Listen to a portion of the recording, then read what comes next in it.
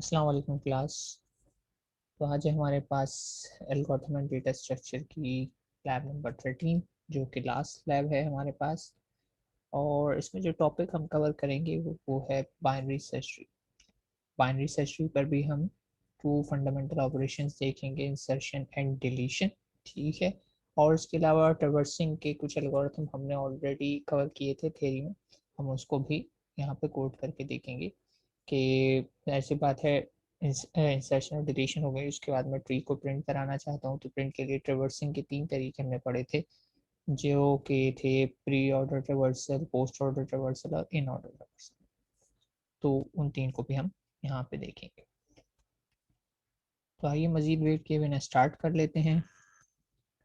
Binary search tree की theory की detail में ज़्यादा नहीं जाऊँगा, बस यहाँ से थोड़ा सा राइट कर देता हूँ। जो बोल्ड में लिखा हुआ है कि binary search tree is a binary tree in which every node contains only smaller value in its left sub tree and only larger values in it right sub tree. ठीक है, सिंपलेस्ट डेफिनेशन यही है कि एक ऐसा tree जिसके left sub tree में smallest element हो और राइट सब ट्री में लार्जेस्ट एलिमेंट हो with respect to its node, तो वो कहलाता है एक बाइनरी सर्च ट्री। ये आपके सामने एग्जांपल है बाइनरी सर्च ट्री की। ठीक है, अगर आप इसको देखें, इसकी नोड 50 है, तो 50 के लेफ्ट साइड वाले ट्री में, लेफ्ट सब ट्री में सारे एलिमेंट 50 से छोटे होंगे और राइट साइड वाले सब ट्री में सारे एलिमेंट 50 से बड़े होंगे। तो आप देख सकते हैं 50 के लेफ्ट में है 25 और राइट पर है 75। सो फार ये एक बाइनरी सर्च ट्री की डेफिनेशन पर पूरा उतर रहा है। और अगर 25 के रिस्पेक्ट से चेक करें तो उसके लेफ्ट पर है 20 और राइट पर है 40। अभी भी ये बाइनरी सर्च ट्री की डेफिनेशन पे पूरा उतर रहा है। 40 के रिस्पेक्ट से चेक करें तो लेफ्ट पे है 30, राइट पे 45। तो ये अभी भी बाइनरी सर्च ट्री है, BS ट्री। तो लेफ्ट सब ट्री तो ठीक है, BS ट्री को पूरा कर। राइट पे चेक कर लेते हैं, तो राइट पे देखा जाए तो 75 के पॉइंट ऑफ व्यू से देखें तो 75 के लेफ्ट पे 60 है, राइट पे 85 है, still it is a BS tree. और फिर 85 के व्यू पॉइंट से देखें तो 85 के पास सिर्फ लेफ्ट चाइल्ड है, राइट नहीं है, और लेफ्ट की वैल्यू छोटी है, तो इट मीन्स इट इज और स्टिल आ BS ट्री। तो सारी जगह अगर ये डेफिनेशन फुलफिल हो रही है तो पूरा ट्री क्या कहलाता है, बाइनरी सर्च ट्री। तो जब हमें करना ये है कि जब हम इस पे बाइनरी सर्च ट्री पे कोई भी ऑपरेशन अप्लाई करें तो उस ऑपरेशन अप्लाई करने के बाद जो ट्री हमारे पास आए उसको भी बाइनरी सर्च ट्री होना लाजिम है। ठीक है, अगर वो बाइनरी सर्च ट्री नहीं होगा तो हम कहेंगे कि ऑपरेशन सही से परफॉर्म नहीं हुआ है, उसका बाइनरी सर्च ट्री होना ज़रूरी है। Before and after applying any operation, tree must remains a binary search tree. ठीक है, तो हमने इंसर्शन और डिलीशन इस पे अप्लाई करनी है, और इंसर्शन और डिलीशन के लिए रिक्वायर्ड होती है सर्चिंग। जैसे कि थ्योरी में हमने पढ़ा था कि इंसर्शन भी रिलाय करता है सर्चिंग एल्गोरिथम पर और डिलीशन भी सर्चिंग पर, तो यहाँ पे हम सर्चिंग का एल्गोरिथम भी इम्प्लीमेंट कर लेंगे, जो कि ये एल्गोरिथम है। ठीक है, इस एल्गोरिथम की एक्सप्लेनेशन में नहीं जाऊँगा क्योंकि ये ऑलरेडी एक्सप्लेन्ड है थ्योरी में, और रिकॉर्डिंग भी मौजूद है। अगर आपको समझ में ना आया हो तो देख सकते हैं। आज हम सिर्फ इम्प्लीमेंटेशन पर फोकस करेंगे क्योंकि कोड हमारे काफ़ी डिस्क्रिप्टिव हैं। तो अगर मैं एक्सप्लेनेशन में जाऊंगा तो फिर से हमारा टाइम वेस्ट होगा, आपका भी और मेरा भी। ठीक है, इंसर्शन में करता जा रहा हूँ, ये स्टेप्स में लिखी हुई है कि किस तरीके से एलिमेंट एक एक करके इंसर्ट होते जाते हैं। ठीक है, क्राइटेरिया वही है, देखा जाता है कि ये एलिमेंट रूट से बड़ा है या छोटा है, फिर उस पॉइंट ऑफ व्यू से उसको लेफ्ट या राइट सब ट्री में प्लेस किया जाता है और किया जाता रहता है जब तक कि उसकी करेक्ट पोजीशन ना मिल जाए। फिर इंसर्शन का एल्गोरिथम है जो कि रिलेटिवली सिंपलर है क्योंकि इसमें सर्चिंग का पार्ट भी इंक्लूडेड है और सर्च का फंक्शन यहाँ पे कॉल कर लेते हैं। देन फाइनली हमारे पास डिलीशन है। डिलीशन में याद होगा आपको 3 केसेस हमारे पास पॉसिबल हैं कि डिलीटिंग का लीफ नोड करने का हो सकता है, यानी कि जब आप नोड जो डिलीट करें वो लीफ नोड हो, या हो सकता है कोई ऐसी नोड हो जिसका 1 चाइल्ड है, या फिर ऐसा केस आ सकता है जिसके 2 चिल्ड्रन। तो ये तीनों केसेस के लिए अलग अलग कोड हमें लिखने पड़ेंगे और ये हमने लिखे थे। ठीक है, तो यहाँ पे तीनों के कोड है डिलीशन में, आप चेक करते हैं कि कौन सा केस है। केस वो ए है यानी नो चाइल्ड वाला, केस बी है सिंगल चाइल्ड वाला, और केस सी है 2 चिल्ड्रन वाला। तो ये तीनों केसेस हो सकते हैं। तो इन तीनों केसेस के लिए हमारे पास कोड अलग अलग है। यहाँ पर केस ए सिंपल है, ठीक है। केस बी की बात की जाए तो केस बी भी तकरीबन सिंपल सही है, लेकिन केस सी हमारा थोड़ा सा डिस्क्रिप्टिव है, क्योंकि केस सी में हमारे पास केस ए और केस बी भी आ जाते हैं। ठीक है, तो ये इस वजह से थोड़ा डिस्क्रिप्टिव है। तो इसकी डेप्थ में फिर कह रहा हूँ नहीं जाऊँगा, डायरेक्ट फोकस करेंगे हम कोड पे। कोड को अगर देख लें तो कोड का कुछ स्ट्रक्चर हमारे पास गिवन है बेसिक। तो इसमें देखा जाए तो एक स्ट्रक्ट बनाया है हमने नोड, और उस नोड जाहिर सी बात है कि डबली लिंक लिस्ट यूज करेंगे। तो आप देख सकते हैं यहाँ पे एक चीज है इंफॉर्मेशन और दो है पॉइंटर, लेफ्ट चाइल्ड और राइट चाइल्ड। और एक रूट नाम का हमने ग्लोबल पॉइंटर भी क्रिएट कर लिया, बिल्कुल वैसे जैसे लिंक लिस्ट में स्टार्ट पॉइंटर क्रिएट करते थे। और टाइप डेफ भी कर दिया है। तो इसका मतलब ये है कि मैंने एलियस भी क्रिएट कर लिया। उसके बाद सर्च का आपको फंक्शन नहीं गिवन, आपको इम्प्लीमेंट करना है, इंसर्ट का भी इम्प्लीमेंट करना है, डिलीट का भी। और इसके अलावा डिस्प्ले की बात करें तो ये कोड हमें ऑलरेडी गिवन है। ठीक है, कि डिस्प्ले में भी चॉइस दी हुई है कि डिस्प्ले का फंक्शन जब आता है कि आप कौन सा डिस्प्ले कराना चाहते हैं, इन ऑर्डर में कराना चाहते हैं, पोस्ट ऑर्डर में कराना चाहते हैं, या प्री ऑर्डर में कराना चाहते हैं। ठीक है, तो रूट ग्लोबली डिक्लेयर है, लेकिन यहाँ पे पास किया हुआ है, तो चलिए ठीक है, पास ही रहने देते हैं, हमने ग्लोबली डिक्लेयर कर लिया। और ये प्री ऑर्डर का वही फंक्शन है, इसमें था कि आप प्री ऑर्डर की बात करें तो इसमें ये होता था कि पहले रूट एक्सिस होती थी, फिर लेफ्ट चाइल्ड एक्सिस होता था, फिर राइट चाइल्ड एक्सिस होता था इन प्री ऑर्डर फैशन। जब इन ऑर्डर की बात होती थी तो पहले इन ऑर्डर लेफ्ट चाइल्ड होता था, फिर रूट प्रिंट होती थी, फिर इन ऑर्डर राइट चाइल्ड होता था in order fashion. Post order की बात कर लें तो पोस्ट ऑर्डर में भी यही था कि पहले लेफ्ट चाइल्ड प्रोसेस होता था, फिर राइट चाइल्ड प्रोसेस होता था, और फिर प्रिंट होता था रूट। ठीक है, और प्रोसेसिंग इसमें पोस्ट ऑर्डर ही होती थी, यानी रिकर्सिव थी। और भी फंक्शन वही आपका हमेशा की तरह मेन्यू बना हुआ है, और मेन्यू में इंसर्ट, डिलीट, डिस्प्ले, इस तरह के फंक्शन है। और बस ये कोड हम बोरो कर लेंगे प्रीवियस लैब से, ताकि हमें टाइपिंग एफर्ट्स बढ़ सकें, और जो चीज़ें नहीं हैं वो हम इसमें इम्प्लीमेंट करें। तो इसमें इंटीजर टाइप ही है। ठीक है, तो ये मज़ीद थ्योरी पे टाइम सर्व नहीं करते, और हम क्या कर लेते हैं, अपना एडिटर ओपन कर लेते हैं।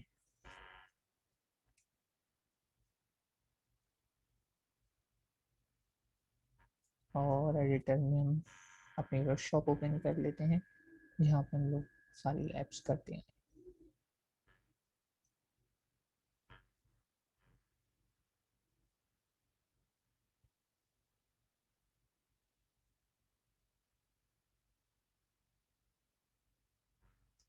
ठीक है, तो यहाँ पर हमारे पास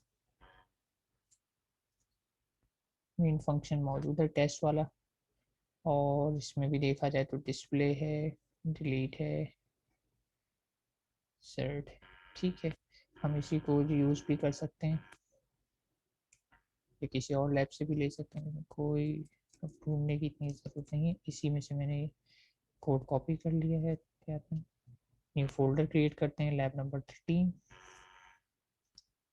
जो कि गलत जगह क्रिएट हुआ है, यहाँ नहीं क्रिएट करना, हमें यहाँ क्रिएट करना है, लैब 13। और लैब 13 में मुझे न्यू फाइल क्रिएट करनी है, टेस्ट डॉट सी। ये मेरी सी मेन सी फाइल है, और उसमें मैंने ये डिस्प्ले का फंक्शन, इसको थोड़ा सा हम रीएडजस्ट कर लेते हैं। अच्छा, इसमें क्या क्या है मेन फाइल में हमारे पास, मैं साइड बाय साइड कोड को और इसको रख लेता हूँ, ताकि आप लोग देख भी सकें कि मैं क्या कर रहा हूँ। थोड़ा सा इसे जूम भी कर देता हूँ। ठीक है, हीप वाली लाइन मुझे रिक्वायर्ड नहीं है, यहाँ से मैंने हटा दी। और इसके अलावा मेन फंक्शन में क्या क्या है,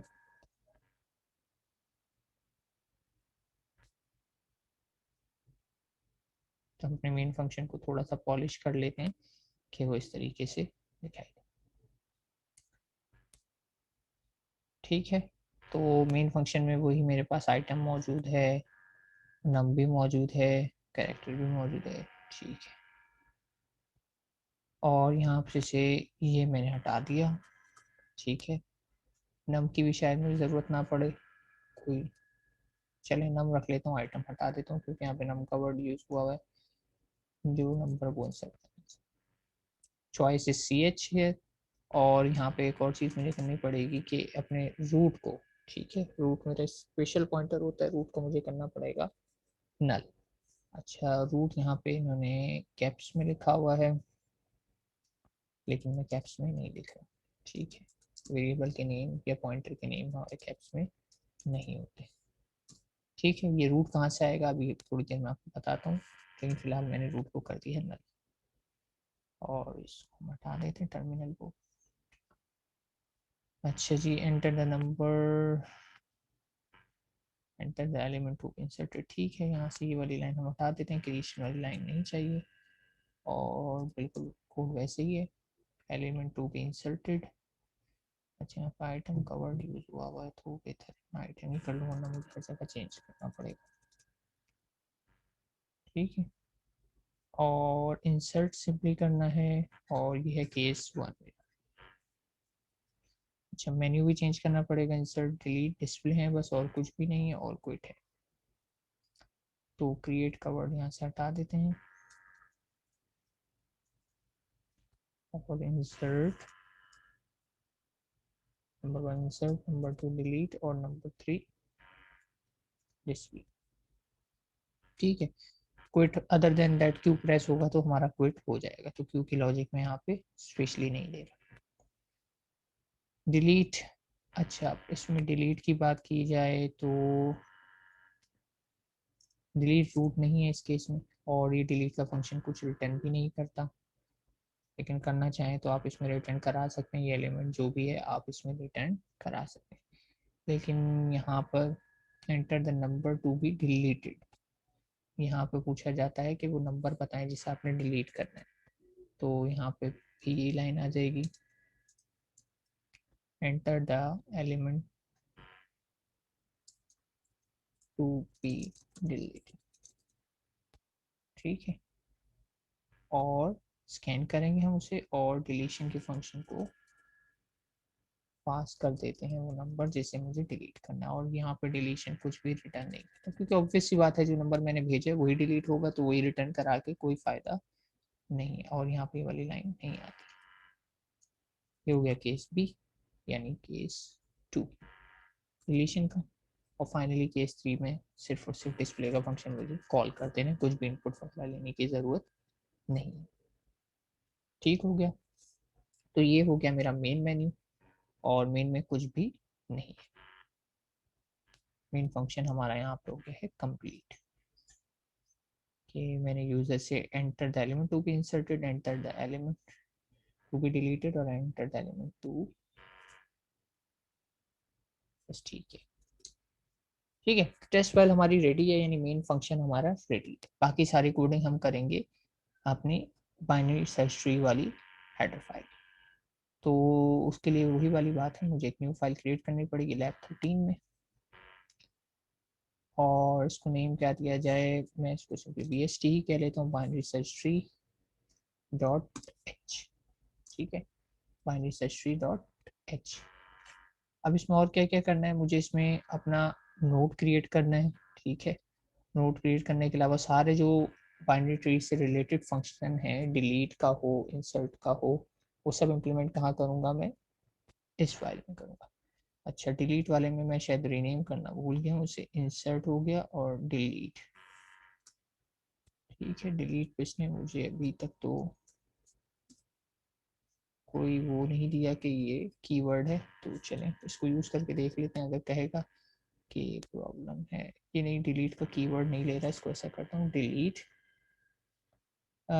डिलीट बी एस टी कर देता हूँ, और इंसर्ट को चाहूँ तो बी एस टी लिख सकता हूँ, चाहूँ तो ना लिखूँ, कोई फर्क नहीं पड़ता, इंसर्ट कीवर्ड नहीं है, डिलीट इज अ कीवर्ड, तो इसको डिस्टिंग्विश करने के लिए मैंने सिर्फ डिलीट बी एस टी कहा, ठीक है। समझने बाद डिलीट को बी एस टी क्यों लिख रहा हूँ, सिर्फ इस बात को डिस्टिंग्विश करने के लिए कि ये डिलीट का जो ऑलरेडी रिजल्ट कीवर्ड है हमारे पास प्रोग्रामिंग में, उससे कॉन्फ्लिक्ट ना हो। डिलीट का कीवर्ड सी प्लस प्लस में यूज होता है मेमोरी डी एलोकेशन के लिए, तो इसमें कॉन्फ्लिक्ट आए इससे पहले हम इसको हटा दें। तो ये इंसर्ट हो गया हमारा और ये हमारा डिलीट। ठीक है, डिलीट BST का नाम दे दिया। अच्छा जी, इस फंक्शन में आते हैं। इस फंक्शन में चूंकि मुझे पता है कि मैं इन ऑर्डर प्री ऑर्डर के फंक्शन भी बनाऊंगा तो वो प्रिंट करेंगे, तो मुझे यहाँ पे stdio चाहिए, हैश इंक्लूड, और हमेशा ये फाइल ओपन हो जाती है, हैश इंक्लूड stdio।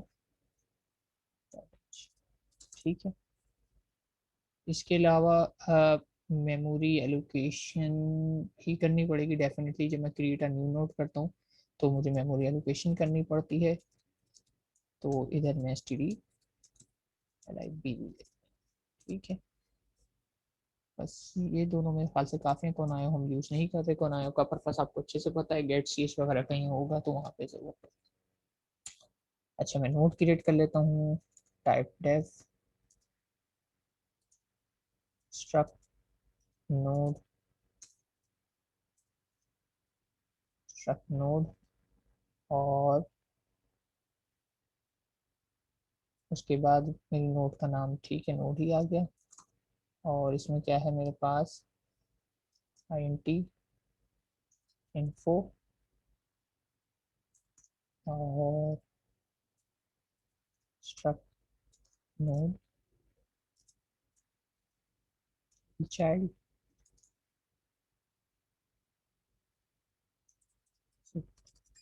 child। और एक ही लाइन में भी लिख सकता हूँ, अलग अलग लाइन में भी लिख सकता हूँ। और दूसरा पॉइंटर है मेरे पास अच्छा, ये आर और एल को कैप्स कर देते हैं to make it more meaningful. ठीक है, ये कोई नेमिंग कन्वेंशन का सही तरीका नहीं है, लेकिन सिर्फ ये बताने के लिए कि लेफ्ट और राइट है। ठीक है, लेफ्ट चाइल्ड और राइट चाइल्ड। और यहाँ पे मुझे इसका देना है एलियस जो कि है नोट। ठीक है, टाइप डेफ लिखा था तो यहाँ मुझे एलियस लिखना है। और मैं नोट टाइप का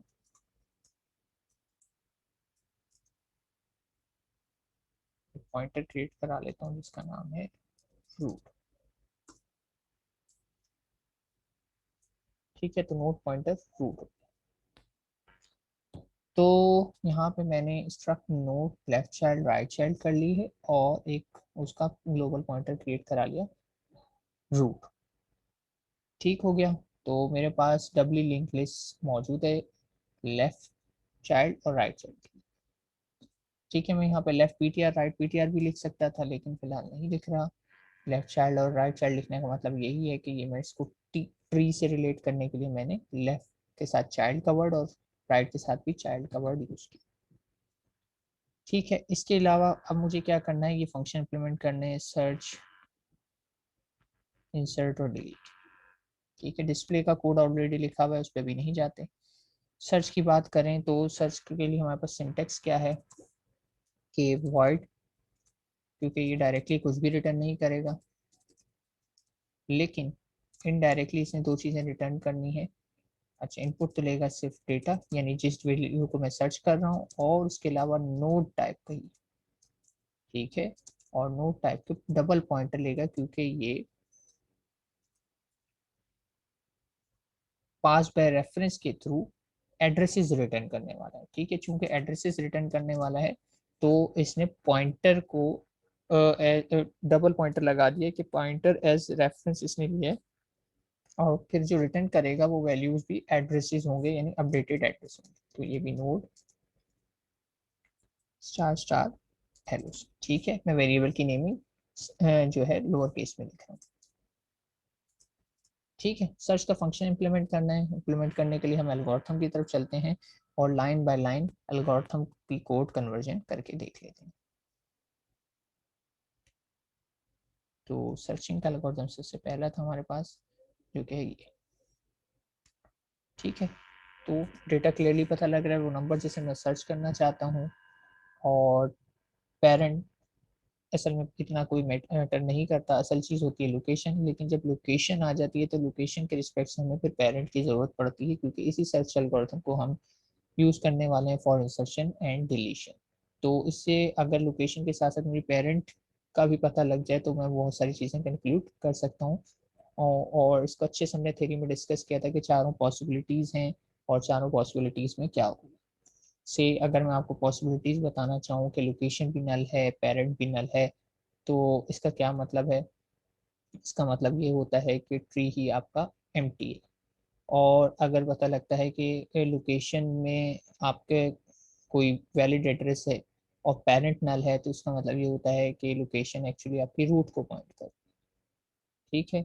और अगर लोकेशन में नल हो और पेरेंट में वैलिड एड्रेस हो, तो इसका मतलब होता है सर्च रिजल्ट अनसक्सेसफुल है, यानी नॉट फाउंड का केस आता है। और लोकेशन में भी वैलिड एड्रेस हो और पेरेंट में भी वैलिड एड्रेस हो, तो इसका मतलब होता है सर्च रिजल्ट सक्सेसफुल है।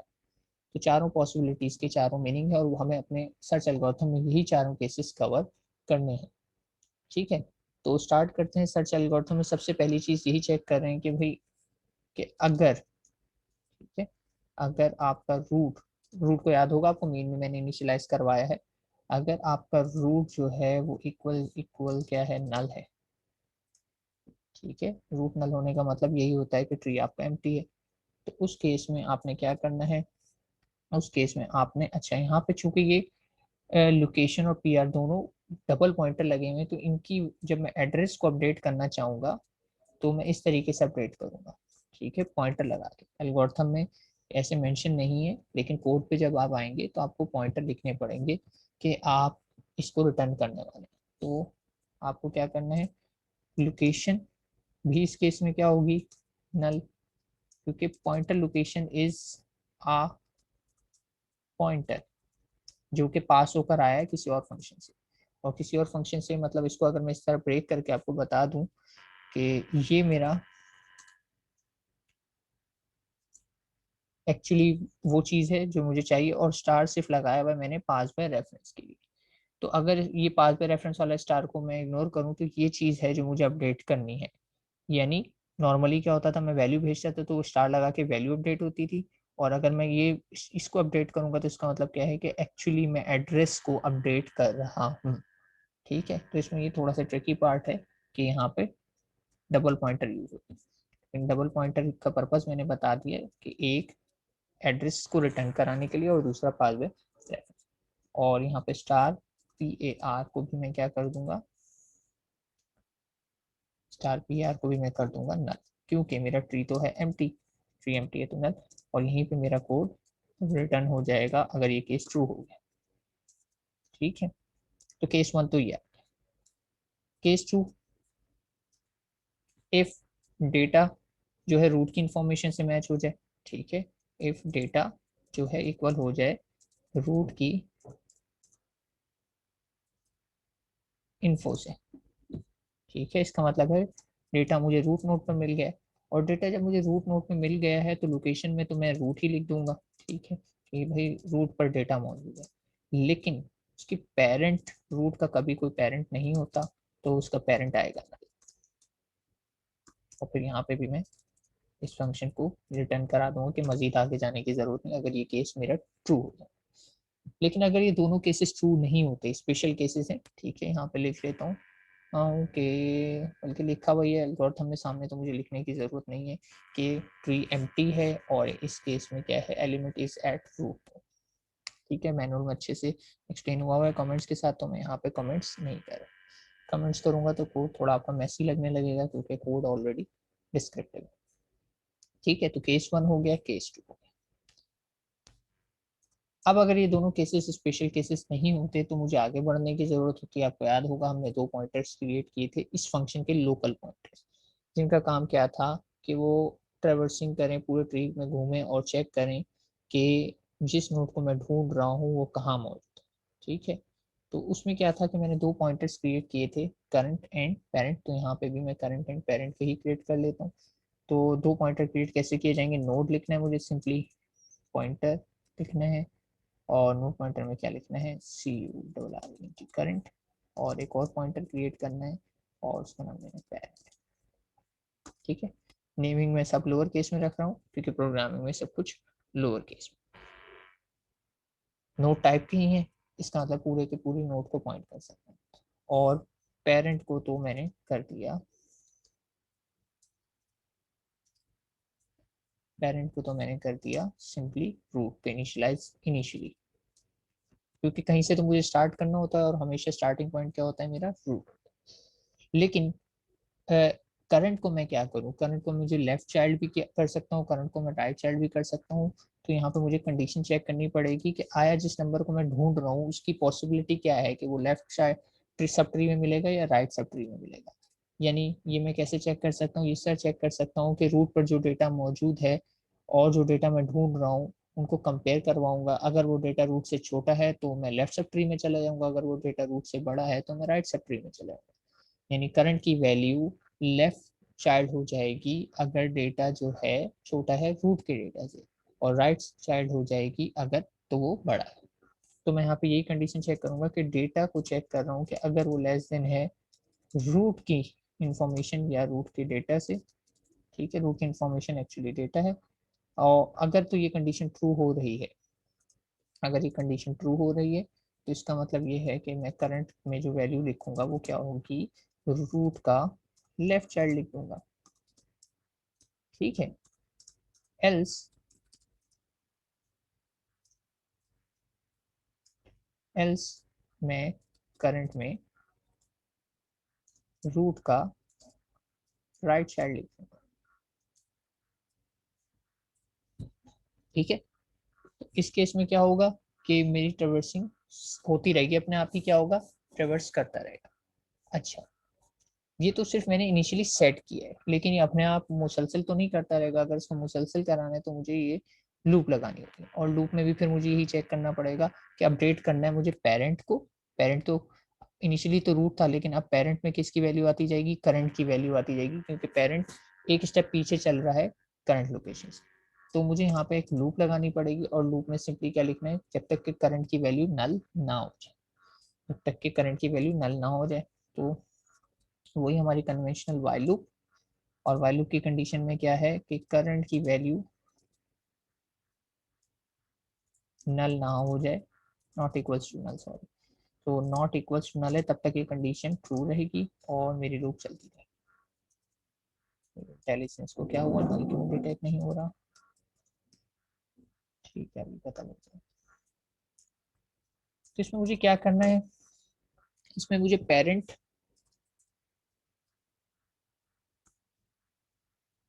को हमेशा करंट के इक्विवेलेंट करते रहना है, ठीक है। पेरेंट की स्पेलिंग मैंने कहीं मसला तो नहीं किया, नहीं सही है, करंट। तो पेरेंट को करंट करते रहना है, और करंट के लिए वही वाली बात है कि मुझे ये चेक करना है कि डेटा, यही वाली लाइन में यहाँ से कॉपी कर लेता हूँ। सिर्फ एक चीज़ का चेंज आएगा कि मुझे जो डेटा चेक करना है वो रूट का नहीं चेक करना, बल्कि डेटा चेक करना है करंट का ही, क्योंकि अब मैं आगे मूव कर रहा हूँ, रूट से आगे निकल चुका हूँ। तो हर जगह पे जो होगा पॉइंटर करंट के ही है।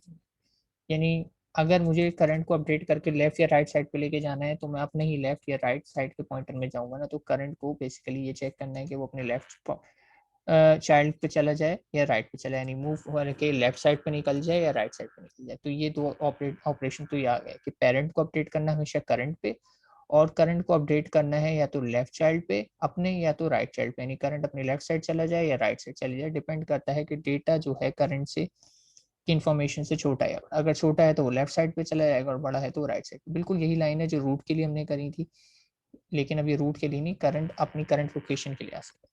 तो ये दो स्टेप्स तो वही हैं कि नेक्स्ट नेक्स्ट नेक्स्ट करने वाले।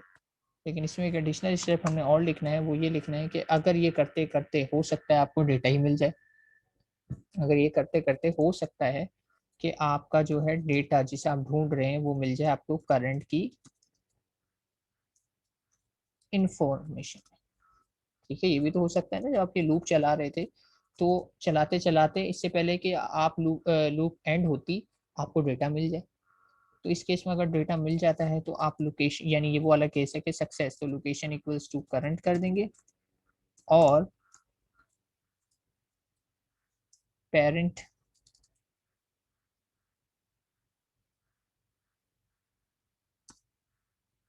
पेरेंट को डिटेक्ट क्यों नहीं कर रहा है, पेरेंट की स्पेलिंग सही है तो इंटेलिजेंस में नहीं दे रहा।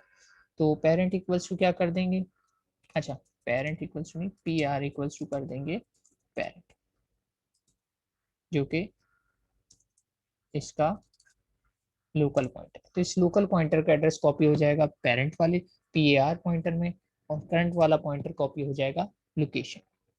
और यहाँ पे हम कर देंगे प्रोग्राम को रिटर्न यानी क्विट। इससे ज़्यादा मुझे आगे जाने की ज़रूरत नहीं है, ठीक है। तो ये इफ का स्टेटमेंट ऊपर क्यों लिखा है मैंने, क्योंकि मुझे पहले इनिशियल फर्स्ट वैल्यू के लिए भी तो चेक करना है ना, जो मैंने अभी अभी इनिशियलाइज कराई कि पेरेंट इक्वल्स टू रूट, तो इसलिए ये वाली लाइन पहले लिखी गई है, यानी इन लोकेशंस और इस पेरेंट और इस करंट के लिए भी टेस्ट होगा ये चीज़ जो मैंने अभी इनिशियलाइज की है। फिर उसके बाद मैं पेरेंट को अपडेट करूंगा, फिर उसके बाद मैं करंट को अपडेट करूंगा, और फिर ये कंडीशन चेक होगी, अगर ट्रू है तो ये दोबारा से चेक होगा, नहीं होगा तो ये क्विट कर जाएगा। तो ये लूप अगर तो सक्सेस का केस आता है तो लूप कभी भी एंड नहीं होगी, बल्कि ये कंडीशन ट्रू हो जाएगी, रिजल्ट मुझे मिल जाएगा और मैं यहीं पे कर दूंगा क्विट। लेकिन किसी वजह से ऐसा होता है कि डेटा मौजूद नहीं है, तो ये कंडीशन कभी भी ट्रू नहीं होगी, ये कंडीशन कभी भी ट्रू नहीं होगी, तो मेरी लूप इवेंचुअली इस वजह से क्विट होगी। और इवेंचुअली जब इस वजह से क्विट होगी तो मुझे बताना है कि डेटा नॉट फाउंड। तो डेटा नॉट फाउंड का मतलब ये है कि मैं लोकेशन में बता दूंगा कि भाई कुछ भी नहीं मिला, डेटा एग्जिस्ट नहीं करता। नल पॉइंटर भी आ गया, ठीक है, लेकिन पेरेंट एग्जिस्ट करता है, ठीक है। तो पेरेंट में मैं बता दूंगा क्या चीज आ जाएगी, पेरेंट ही आ जाएगी। तो लोकेशन नल, लेकिन पेरेंट में मेरा वैलिड पेरेंट आ जाए। ये केस बता रहा है कि मैं कमेंट में लिख ही देता हूँ, नॉट फाउंड का केस है, ठीक है। ये वाला केस जो है, जब भी ये कंडीशन ट्रू होगी, ये केस जो आप लिख रहे हैं ये है फाउंड का केस है, ठीक है। और ये जो दो ऊपर केसेस हमने कवर किए थे, ये वाला केस था एम्प्टी ट्री का केस, ठीक है। और ये क्या था, data present at root node, data is at root node. तो ये चारों केसेस आ गए। एम्प्टी की ट्री के केस में लोकेशन और पी आर पेरेंट दोनों नल नल होते हैं। रूट नोड के केस में लोकेशन तो होती है लेकिन पेरेंट नहीं होता, क्योंकि रूट नोड का कोई पेरेंट नहीं होता। और सक्सेस के केस में जाहिर सी बात है वैलिड लोकेशन आएगी और वैलिड पेरेंट भी आएगा। लेकिन फेलियर के केस में, डेटा नॉट फाउंड के केस में कोई लोकेशन नहीं आएगी क्योंकि मिला ही नहीं डेटा, लेकिन उसका पेरेंट एग्जिस्ट करता होगा कुछ ना कुछ। तो ये चौथा केस इसलिए रख लिया गया है ताकि हम डिस्टिंग्विश कर सकें कि रिजल्ट हमें नहीं, ठीक है। तो ये था हमारे पास सर्च का एल्गोरिथम जो कि काफी डिस्क्रिप्टिव, ठीक है। डिस्क्रिप्टिव क्यों, क्योंकि इसमें हमने चारों केसेस कवर किए, एम्प्टी ट्री वाला, data is at root node वाला, डेटा नॉट फाउंड वाला, और डेटा फाउंड। तो इस वजह से ये एल्गोरिथम थोड़ा डिस्क्रिप्टिव है, ठीक है। मैंने साथ साथ काफी हद तक एक्सप्लेन भी कर दिया कि हम क्या कर रहे हैं। और मजीद अगर आपको डिटेल रिक्वायर्ड हो तो फिर जो थ्योरी का लेक्चर है उसे आप रिवॉच कर लीजिए, ठीक है। सो फार हमने सर्चिंग का एल्गोरिथम इम्प्लीमेंट कर लिया, चलिए दैट्स गुड, हो गया। अब दूसरा एल्गोरिथम है हमारे पास इंसर्शन का, उस पर चलते हैं। इंसर्शन का एल्गोरिथम की अगर बात की जाए तो इंसर्शन का एल्गोरिथम हमारे पास सिंटेक्स क्या है कि इंसर्ट और डेटा, बस यही बताएगा और कुछ भी नहीं बताएगा। तो इसका सिंटेक्स भी हमारे पास जो है, इम्प्लीमेंट कर देता हूँ, वॉइड, ठीक है, सर्च का नीचे चला गया, इंसर्ट, और सिंपली मुझे इसको पास करना है डेटा।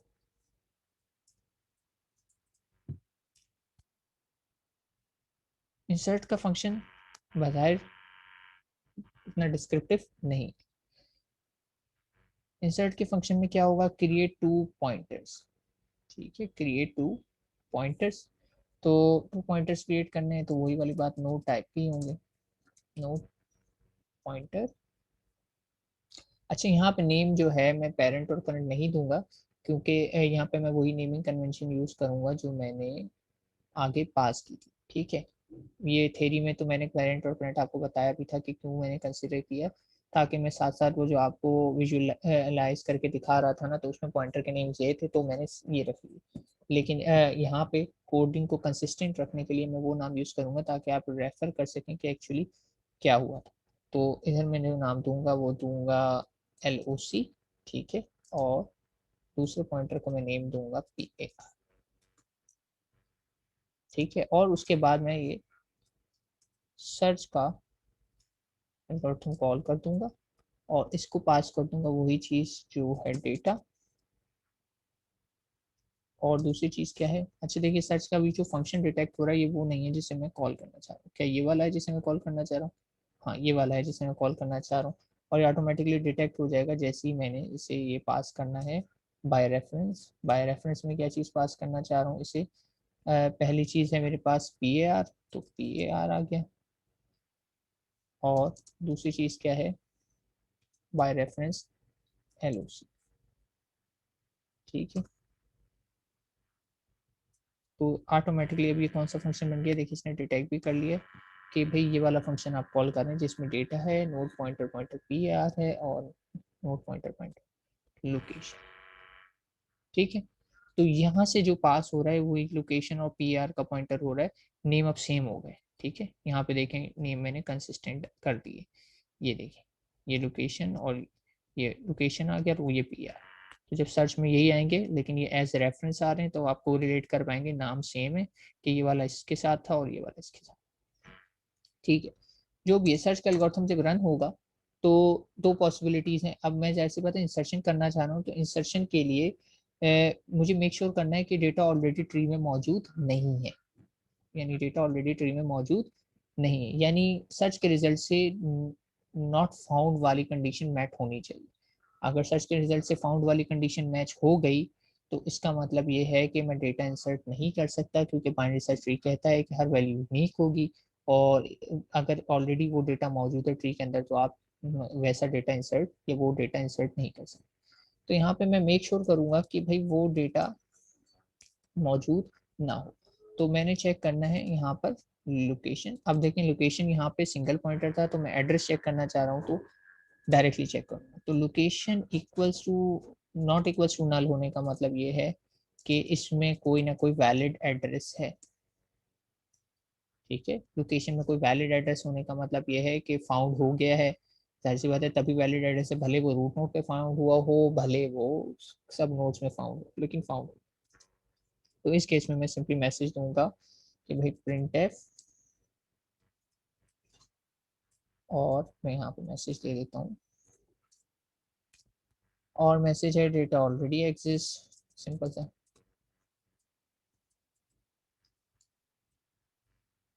Exist in BST। और यहाँ पे जाहिर सी बात है डेटा ऑलरेडी एग्जिस्ट कर रहा है तो मैं इंसर्ट नहीं करूंगा, यहीं पे कर दूंगा रिटर्न, ठीक है। इंसर्ट का फंक्शन मेरा यहीं पर एंड हो जाएगा क्योंकि मैं इसमें इंसर्ट नहीं कर सकता। लेकिन अगर ये कंडीशन फेल हो जाती है तो मैं इस स्टेप पर आऊँगा, और इस स्टेप पर आता हूँ तो इसका मतलब ये हुआ कि मैं नई नोड इंसर्ट कर सकता हूँ। अब अगर नई नोड में इंसर्ट कर सकता हूँ तो मुझे क्रिएट अ न्यू नोड करनी है, और क्रिएट अ न्यू नोड का आपको अच्छे से पता है क्या होगा, कि मैं एक नोड टाइप का पॉइंटर क्रिएट करूंगा, इसको नाम दूंगा न्यू नोड, ठीक है। न्यू नोड आ गया, और न्यू नोड में फिर लिखूंगा मैलॉक, और मैलॉक में क्या करूंगा, साइज ऑफ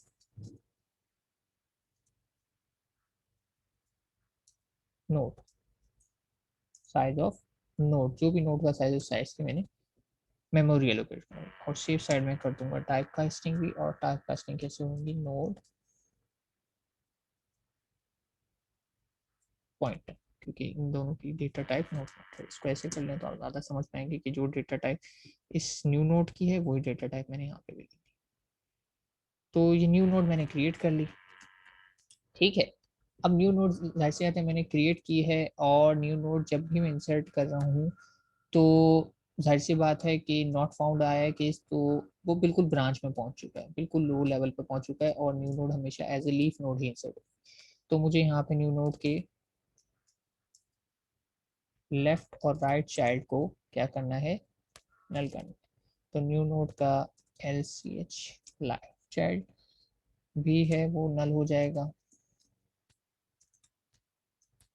न्यू नोड का राइट चाइल्ड भी नल हो जाएगा। और सबसे मेन चीज, मुझे न्यू नोड के अंदर डेटा भी तो इंसर्ट करना है, तो न्यू नोड की इंफॉर्मेशन फील्ड में क्या आ जाएगा, मेरा डेटा आ जाएगा, जिस डेटा को मुझे इसमें सर्च करने के लिए कहा गया, ये डेटा। ठीक है, तो ये डेटा न्यू नोड की इंफॉर्मेशन में आ गया, लेफ्ट और राइट चाइल्ड को भी मैंने नल कर दिया। ठीक है, तो ये तो हो गया। अच्छा, अब नोड मैंने बना तो लिए, नोड को मुझे इंसर्ट करना है। नोड को मुझे इंसर्ट कहाँ करना होता है, नोड को मुझे इंसर्ट करना होता है पेरेंट के रिस्पेक्ट से। ठीक है, लोकेशन तो नल आई है, लेकिन पेरेंट में कोई ना कोई वैलिड एड्रेस होगा। तो अब मुझे चेक करना है कहीं पेरेंट में वैलिड एड्रेस है या नहीं। अगर तो पेरेंट नल है, तो ये इस तरफ इशारा कर रहा है कि भाई ट्री ही एम्प्टी था, क्योंकि लोकेशन भी नल आई है, पेरेंट भी नल आया है, तो दोनों नल के केस में ट्री एम्प्टी केस है। और ट्री एम्प्टी है तो इसका मतलब ये जो नई नोड मैंने बनाई है इसको मैं रूट नोड बना देता हूँ। तो ये कंडीशन चेक हुई कि इफ PAR, पेरेंट भी जो है मेरा आ जाता है नल, पेरेंट भी मेरा आ जाता है अगर नल, तो उस केस में भाई मुझे क्या करना चाहिए, सिंपली रूट को ही असाइन कर देनी चाहिए न्यू नोड। ठीक है, रूट को असाइन कर देनी चाहिए न्यू नोड, दैट्स इट, बात खत्म हो गई। क्योंकि ट्री एम्प्टी था, ये बात इस तरफ इशारा करिए कि लोकेशन भी नल है और पेरेंट भी नल है, तो ट्री एम्प्टी था तो मैंने न्यू नोड को रूट पे लगा। एल्स अगर ऐसा नहीं है, चाहूँ तो मैं यहाँ पे भी वही रिटर्न वाला क्लॉज रख सकता हूँ कि रूट पर लगा दिया, और रिटर्न गार्ड क्लॉज ही रख लेते हैं, वरना हमारा कोड थोड़ा सा कॉम्प्लिकेटेड सा हो जाए।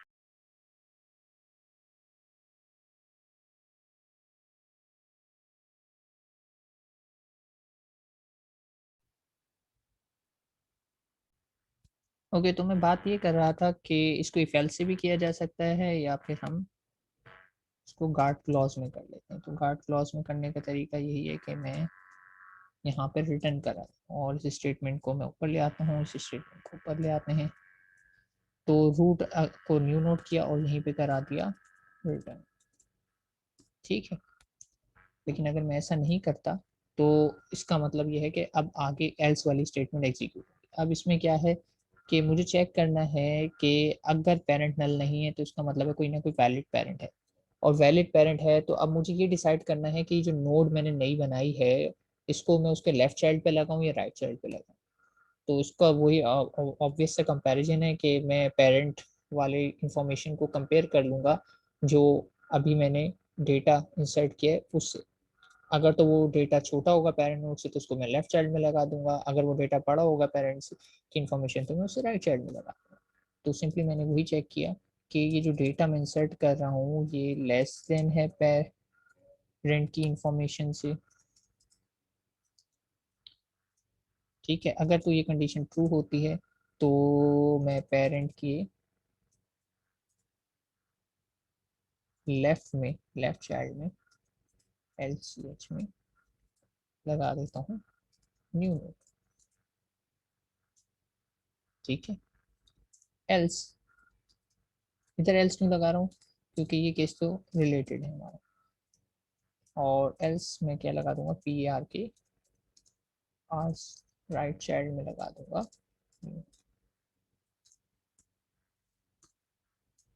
ठीक हो गया। तो अगर ये केस वो वाला आ गया है कि ट्री आपका एम्प्टी हो,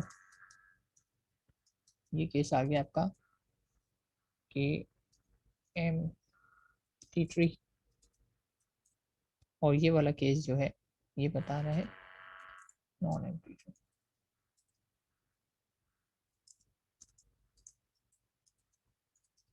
ये दोनों केस आ गए, एम्प्टी ट्री का एंड नॉन एम्प्टी ट्री का। दो ही पॉसिबिलिटीज थी नोड में, या तो एम्प्टी ट्री में लगाई जाती है नॉन एम्प्टी में। नॉन एम्प्टी का क्राइटेरिया ये नीचे है कि जो भी नोड आपकी पेरेंट नोड बनी है उसके लेफ्ट में लगा दें। अच्छा, तो इसमें ऐसा है कि दो ही पॉसिबल केसेस थे कि अगर, ठीक है, अगर आपको सर्च करनी इंसर्ट करनी है, सर्च अनसक्सेसफुल रहा है, तो या तो नोड इंसर्ट होगी किसी भी सब ट्री में जाकर, या हो सकता है नोड इंसर्ट हो जाए रूट पर, क्योंकि दो पॉसिबिलिटीज एग्जिस्ट करती हैं, या तो ट्री एम्प्टी होगा या नॉन एम्प्टी होगा।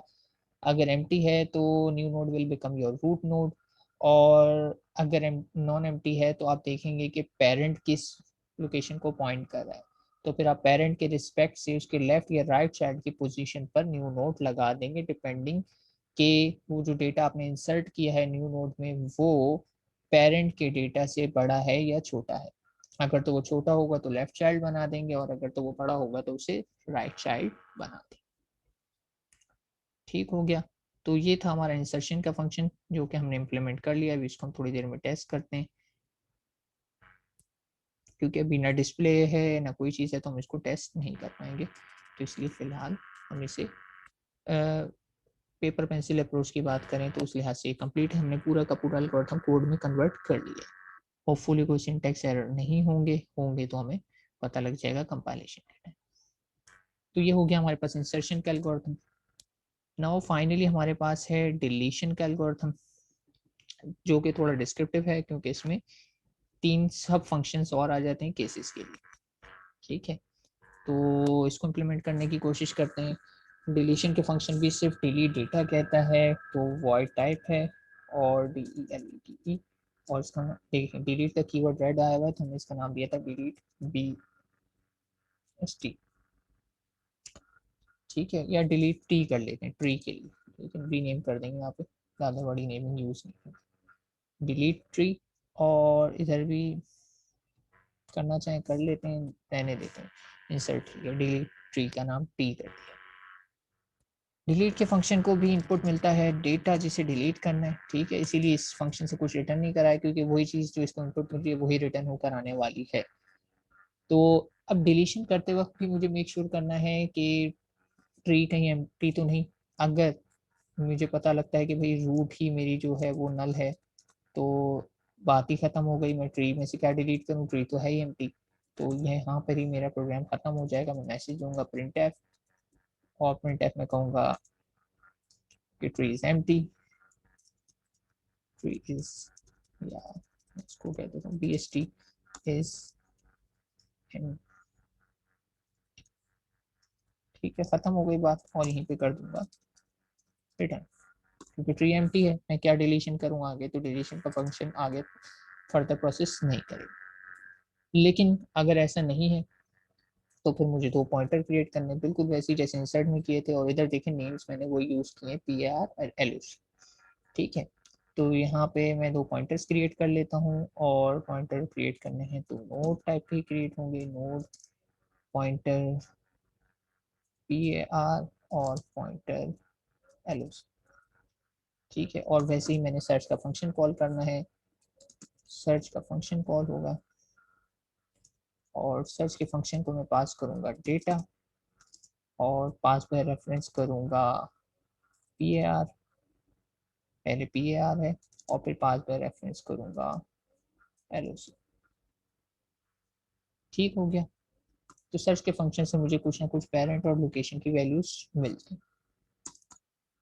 उसके बाद मुझे वही चेक करना है कि जाहिर सी बात है मैं लोकेशन को डिलीट करने वाला हूँ, तो हैड टू मेक श्योर कि वो लोकेशन या वो डेटा एग्जिस्ट करता हो ट्री में। तो अब मैं चेक करूंगा कि अगर लोकेशन नल है, यानी लोकेशन में मुझे नल मिल गया है, तो बात खत्म यहाँ पर, क्योंकि इसका मतलब ये है कि वैलिड नोड है ही नहीं, वो डेटा एग्जिस्ट ही नहीं करता। अच्छा, यहाँ पे भी मैं मैसेज में लिख देता हूँ कि ये रूट नल होने का मतलब है, वैसे तो ऑब्वियस प्रिंट लिखा हुआ है, लेकिन यहाँ लिख देता हूँ। अगर लोकेशन मेरे पास इसके बाद नल आ जाती है तो इसका मतलब है नॉट फाउंड। ठीक है, नॉट फाउंड का केस है ये। लोकेशन नल आ जाती है तो मैं यहाँ पे भी वही वाली बात है, प्रिंट कर दूंगा message print F, print F में सिंपली मैसेज दे दूंगा कि डेटा नॉट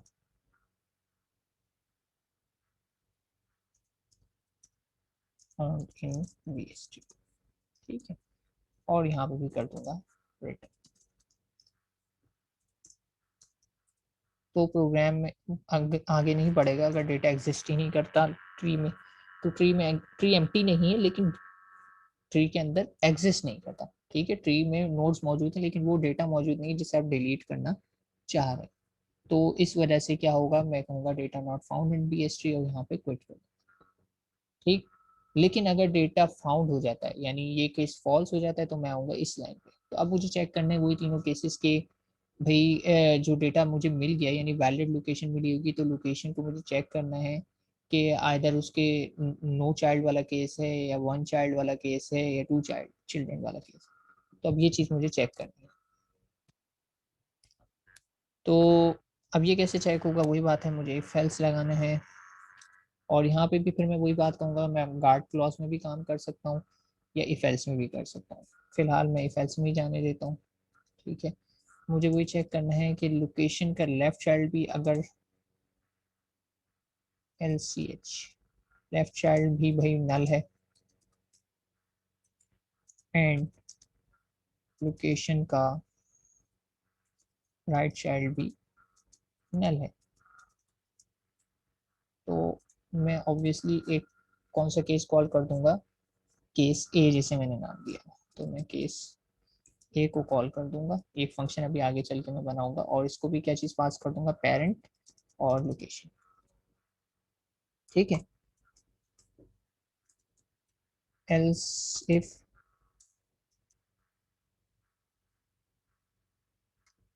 ठीक है, एल्स इफ क्या है कि मुझे चेक करना है सिंगल चाइल्ड वाला क्राइटेरिया। तो सिंगल चाइल्ड के लिए कंडीशन थोड़ी सी डिस्क्रिप्टिव है, तो मैं इसको जूम कर लेता हूँ। ठीक है, तो यहाँ पे क्या है, मुझे चेक करना है कि लोकेशन का लेफ्ट चाइल्ड है यानी not equals to null, left child है क्योंकि नॉट इक्वल्स टू मैं रहा हूँ, एंड लोकेशन का राइट चाइल्ड नहीं है यानी राइट चाइल्ड में मैं नल लेकर आऊँ। तो ये कंडीशन आ जाए यानी लोकेशन का लेफ्ट चाइल्ड तो नल है यानी प्रेजेंट है, लेकिन राइट चाइल्ड नल है यानी वो एब्सेंट है। तो ये केस हो सकता है, या ये केस भी हो सकता है कि लेफ्ट चाइल्ड ना हो लेकिन राइट चाइल्ड हो। तो ये दोनों कंडीशन से मुझे पता लग जाएगा कि आइदर लेफ्ट चाइल्ड एग्जिस्ट या इधर राइट चाइल्ड एग्जिस्ट। और इसको मैं कंप्लीटली कर लेता हूँ। ठीक है, पैरेंथेसिस में लिख लिया। तो ये कह रहा है कि लेफ्ट चाइल्ड है, राइट चाइल्ड नहीं है। ये कह रहा है लेफ्ट चाइल्ड नहीं है, राइट चाइल्ड है, और इसमें एंड लगा हुआ है यानी एक हो तो दूसरा ना हो वाली कंडीशन। और यहाँ पे मैंने बीच में लगा दी, और ये वाला भी होगा तब भी मैं कहूँगा वो सिंगल चाइल्ड है, ये वाला भी होगा तब भी मैं कहूँगा सिंगल चाइल्ड। और दोनों केसेस में मैं क्या कॉल करूँगा, केस बी कॉल करूँगा। केस बी को भी पास करूँगा पेरेंट कॉमा लोकेशन। ठीक है, अब मैं एल्स इफ भी कर सकता हूँ, लेकिन I have to make sure कि एल्स ना करूँ बल्कि एल्स इफ करूँ। एल्स करूँगा तो क्या पता वो कंडीशन मैट होना हो। तो अब मुझे चेक करना है कि दोनों चाइल्ड एग्जिस्ट करने चाहिए यानी लेफ्ट चाइल्ड भी नॉट इक्वल्स टू नल हो और राइट चाइल्ड भी नॉट इक्वल्स टू नल हो। यानी जो पहली कंडीशन मैंने बनाई थी बिल्कुल उसकी अपोजिट कंडीशन भी लिखनी। तो इस कंडीशन को ही मैं यहाँ से पिक कर लेता हूँ, कॉपी और यहाँ पेस्ट। अब मुझे दोनों चाहिए नॉट इक्वल्स टू नल, तो ये भी एग्जिस्ट करना चाहिए और ये भी एग्जिस्ट करना चाहिए। तो इस केस में क्या होगा कि मैं केस सी को कॉल कर दूंगा और इसे भी पास कर दूंगा पेरेंट एंड लोकेशन। ठीक है, टू चाइल्ड, और फिर दोनों के बाद एंड में मुझे क्या करना है, फ्री करा देना है किस चीज को, लोकेशन को फ्री कराना है। ठीक है, तो फ्री कराना है लोकेशन के पॉइंटर को, जरूरी है क्योंकि डिलीशन का फंक्शन हमेशा जो है एड्रेस रिटर्न करेगा लोकेशन में। ठीक है, लोकेशन में ही वो वैलिड एड्रेस होगा जिसे मुझे डिलीट करा। तो जब केस ए या केस बी या केस सी एग्जीक्यूट हो चुके होंगे तो वो अपने आप को रीएडजस्ट कर चुके होंगे, ट्री को सारी नोट्स को इधर उधर जो करना बनता है वो कर चुके होंगे। तो उसके बाद फिर आपका क्या करना बनता है कि आप लोकेशन को फ्री करा दें। ठीक है, तो फ्री कराना इसका काम।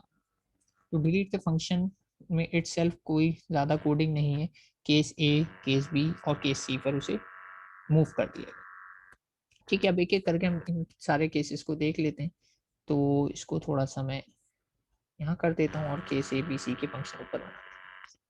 तो केस ए का फंक्शन देखा जाए तो इम्प्लीमेंटेशन उसकी सिंपल सी है, छोटा सा, ठीक है, और ये भी कुछ नहीं लेता, तो रिटर्न टाइप इसकी रिटर्न नहीं करता, तो रिटर्न टाइप वॉइड है, और केस ए नाम दे दिया। और केस ए में क्या चीज़ इनपुट आ रही है, अच्छा अब यहाँ पे पेरेंट और लोकेशन का वर्ड यूज हुआ हुआ है। तो अब मैं कौन सी नेमिंग कन्वेंशन यूज करूँ, सोच रहा हूँ। इधर मैं पी आर एल ओ सी ही रखता हूँ ताकि कंफ्यूजन हो। सिर्फ सर्च में हमने पेरेंट और करंट यूज किया, बाकी सब जगह मैं पी आर एल ओ सी ही रख लेता हूँ ताकि कंफ्यूजन ना बढ़े। तो पी ए आर, ठीक है, और चूंकि इनकी डेटा टाइप दोनों की क्या है, नोड, तो नोड नोड आ गए, और ये पॉइंटर्स हैं तो सिंगल पॉइंटर ही आएगा इधर, और node pointer P A R, और इधर भी नोड पॉइंटर, ठीक है, ये सिंगल पॉइंटर है, इधर मैंने डबल पॉइंटर नहीं किया क्योंकि मैंने पास बाय रेफरेंस नहीं किया था। गालिबन पास बाय रेफरेंस करने की इसमें ज़रूरत नहीं है क्योंकि मैं इनको अपडेट नहीं कर रहा। हाँ ठीक है, इनके बस मैं लेफ्ट और राइट साइड को एडजस्ट कर रहा हूँ और कुछ भी नहीं कर रहा, तो ठीक है, मुझे इसको अपडेट करने की ज़रूरत नहीं। सही। तो पहली चीज़ मुझे चेक करनी है कि वही वाली बात कि पेरेंट नल तो नहीं है, हर उसमें चेक कर रहे थे हम, आपको याद होगा। तो पी आर अगर नल है तो इसका मतलब है कि जो नोड आप डिलीट कर रहे थे उसका कोई पेरेंट नहीं है, और अगर उसका कोई पेरेंट नहीं है तो ये इस बात की तरफ इशारा है कि वो नोड रूट नोड थी। तो वो नोड आपकी अगर रूट नोड थी तो आपको सिंपली क्या करना है, अपनी रूट को कर देना है नल, क्योंकि अब वो डिलीट हो जाएगी तो उसमें आ जाना चाहिए नल। ठीक है, पॉइंटर एडजस्ट हो रहे हैं, सिर्फ और सिर्फ पॉइंटर एडजस्ट हो रहे हैं। स्पेशल केस अगर पेरेंट नल है तो जो रूट डिलीट नोड डिलीट होने वाली है वो है रूट। तो अगर मैं उसको डिलीट कर दूंगा तो उसके अंदर कोई वैलिड एड्रेस नहीं बचेगा, बल्कि उसमें क्या बचेगा, नल बचेगा। ठीक है, एल्स कर दूं या यहीं पे रिटर्न करा दूं, मैं इसको गार्ड क्लॉज में ले आता हूँ क्योंकि ये केस स्पेशल है, तो इसको हम अलग से कैटर कर लेते हैं। ये आ गया,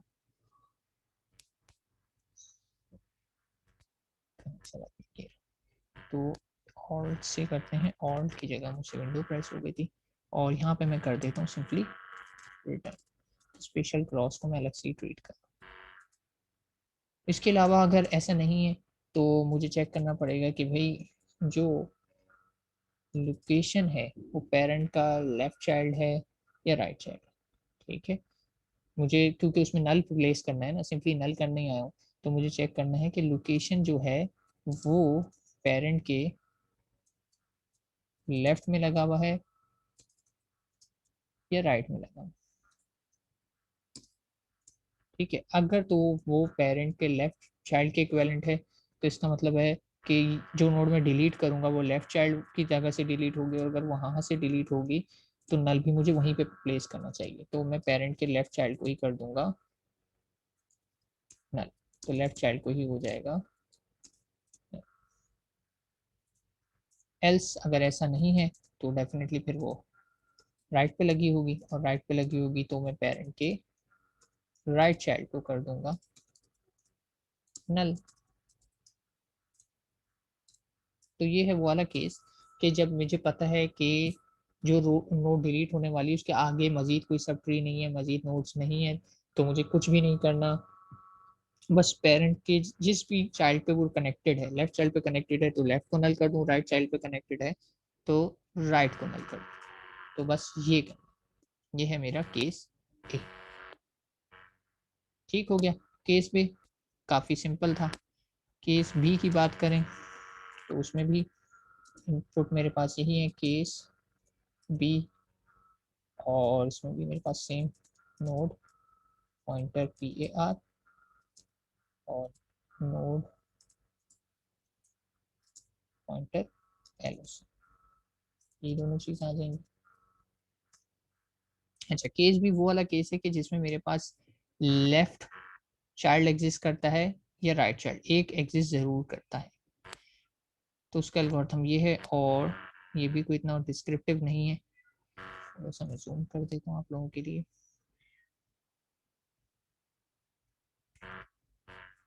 ठीक है, तो इसमें क्या है, ध्यान रहे सर्चिंग का एल्गोरिथम ऑलरेडी कॉल हो चुका है और मैं उस वैलिड लोकेशन पे पहुंच चुका हूँ जिसको मुझे डिलीट करना है।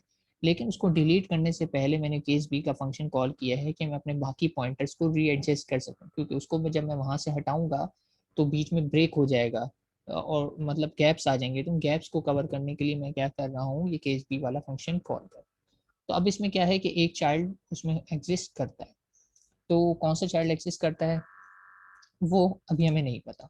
तो उसके लिए हमने क्या किया, एक टेम्पररी पॉइंटर क्रिएट किया और उसका नाम दे दिया चाइल्ड। ठीक है, मुझे नहीं पता कि वो ये चाइल्ड लेफ्ट पे आएगा या राइट पर आएगा, लेकिन मैंने एक चाइल्ड का नाम क्रिएट किया। लेकिन अब मैं इस लाइन में चेक कर रहा हूँ, ठीक है, कि जो लोकेशन है वो, जो लोकेशन है उसका लेफ्ट चाइल्ड नल है या राइट चाइल्ड नल है। जाहिर सी बात है, जो नल होगा तो उस जगह तो कनेक्ट नहीं हुआ होगा चाइल्ड, उसके अपोजिट हुआ होगा। तो अगर लोकेशन जिस एलिमेंट को मैं डिलीट करने वाला हूँ उसका left child not equals to null है, तो इसका मतलब ये है कि क्योंकि इसमें सिंगल चाइल्ड एग्जिस्ट करता है और लेफ्ट वाली तरफ अगर नॉट नल आ रहा है तो इसका मतलब वो लेफ्ट पे ही लगा हुआ है। तो मैं चाइल्ड को कॉपी कर दूंगा, किसमें, चाइल्ड में कॉपी हो जाएगी वैल्यू इसी की, किसकी, लोकेशन के लेफ्ट चाइल्ड की ही कॉपी हो जाएगी। मुझे आइडिया है कॉम्प्लिकेटेड है, थोड़ी बात समझ में आ रही होगी, थोड़ी नहीं आ रही होगी, कुछ को बिल्कुल नहीं आ रही होगी, लेकिन परेशान नहीं हो, इवेंचुअली इंसान को हर चीज़ समझ में आ जाती है। ठीक है, तो इसको साथ साथ देखिएगा थेरी के लेक्चर के, तो इंशाल्लाह बात समझ में आ जाएगी। टॉपिक एडवांस है, मैंने जैसे कि पहले भी बताया था कि ये टॉपिक आपका इस कोर्स का सबसे एडवांस टॉपिक है।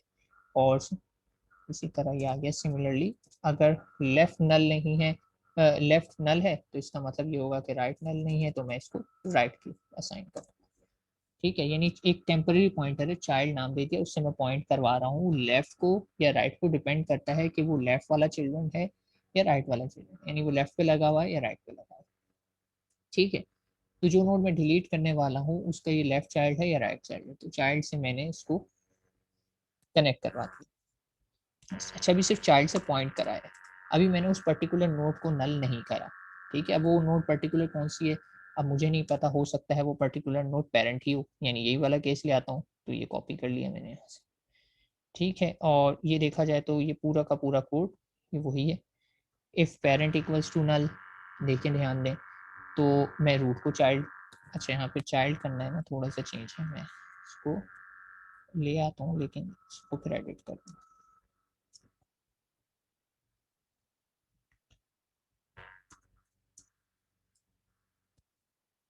अब मुझे अगर पता चलता है कि भाई पेरेंट ही नल है, ठीक है, तो पेरेंट नल होने का मतलब है वो नोड की रूट नोड जिस पे मैं क्या करने वाला था, डिलीट करने वाला था, वो रूट नोड। अब रूट नोड अगर डिलीट हो जाएगी तो वो जो नोड मुझे एक नीचे मिली है रूट के नीचे, उसको कहाँ मैं प्लेस करूंगा, उसको मैं प्लेस कर दूंगा रूट पर, तो सिंपली मैं यहाँ पे चाइल्ड लगा दूँ, नल नहीं लगाऊंगा इस मरतबा, चाइल्ड लगा दूँ। और अगर ऐसा नहीं है तो मुझे ये चेक करना है कि भाई लोकेशन जो है पेरेंट का लेफ्ट चाइल्ड था या राइट चाइल्ड था। अगर तो वो पेरेंट का लेफ्ट चाइल्ड था तो इसका मतलब है वो जो चाइल्ड वाली नोड है वो डिजर्व करती है लेफ्ट पे लगना। अगर वो राइट वाला चाइल्ड था तो वो डिजर्व करती है राइट पे लगना। इट्स लाइक से मैं आपको एक एग्जांपल दे देता हूँ।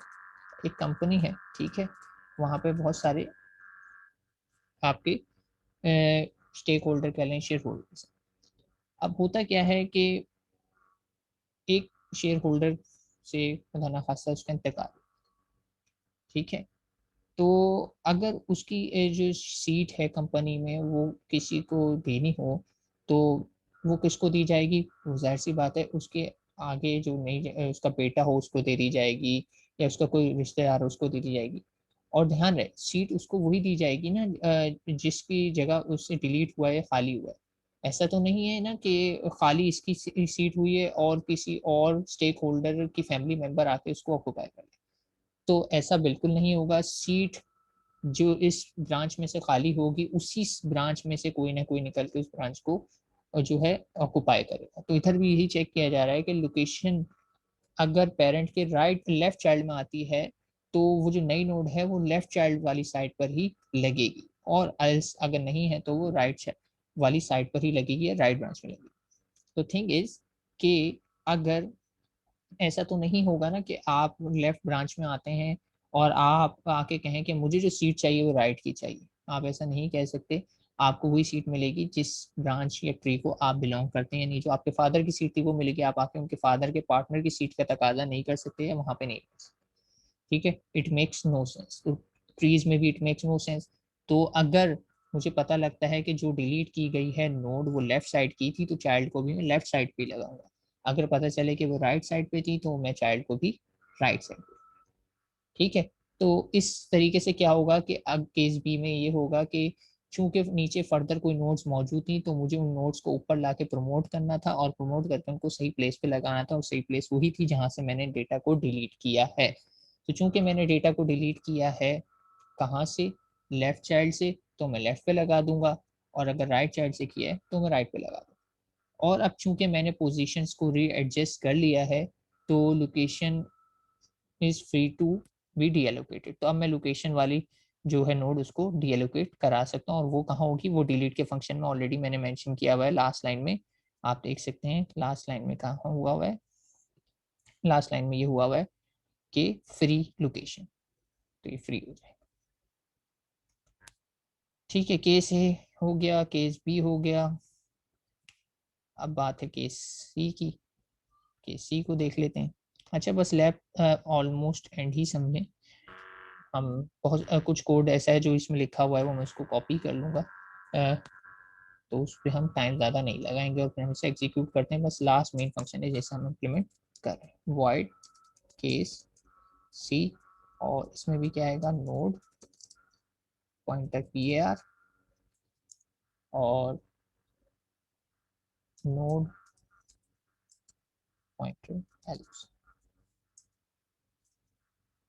ठीक है, ये वाला केस थोड़ा सा हमारा डिस्क्रिप्टिव था क्योंकि इसमें मैंने दो मजीद पॉइंटर्स बनाए थे। तो एल्गोरिथम में देख लेते हैं कि क्या है।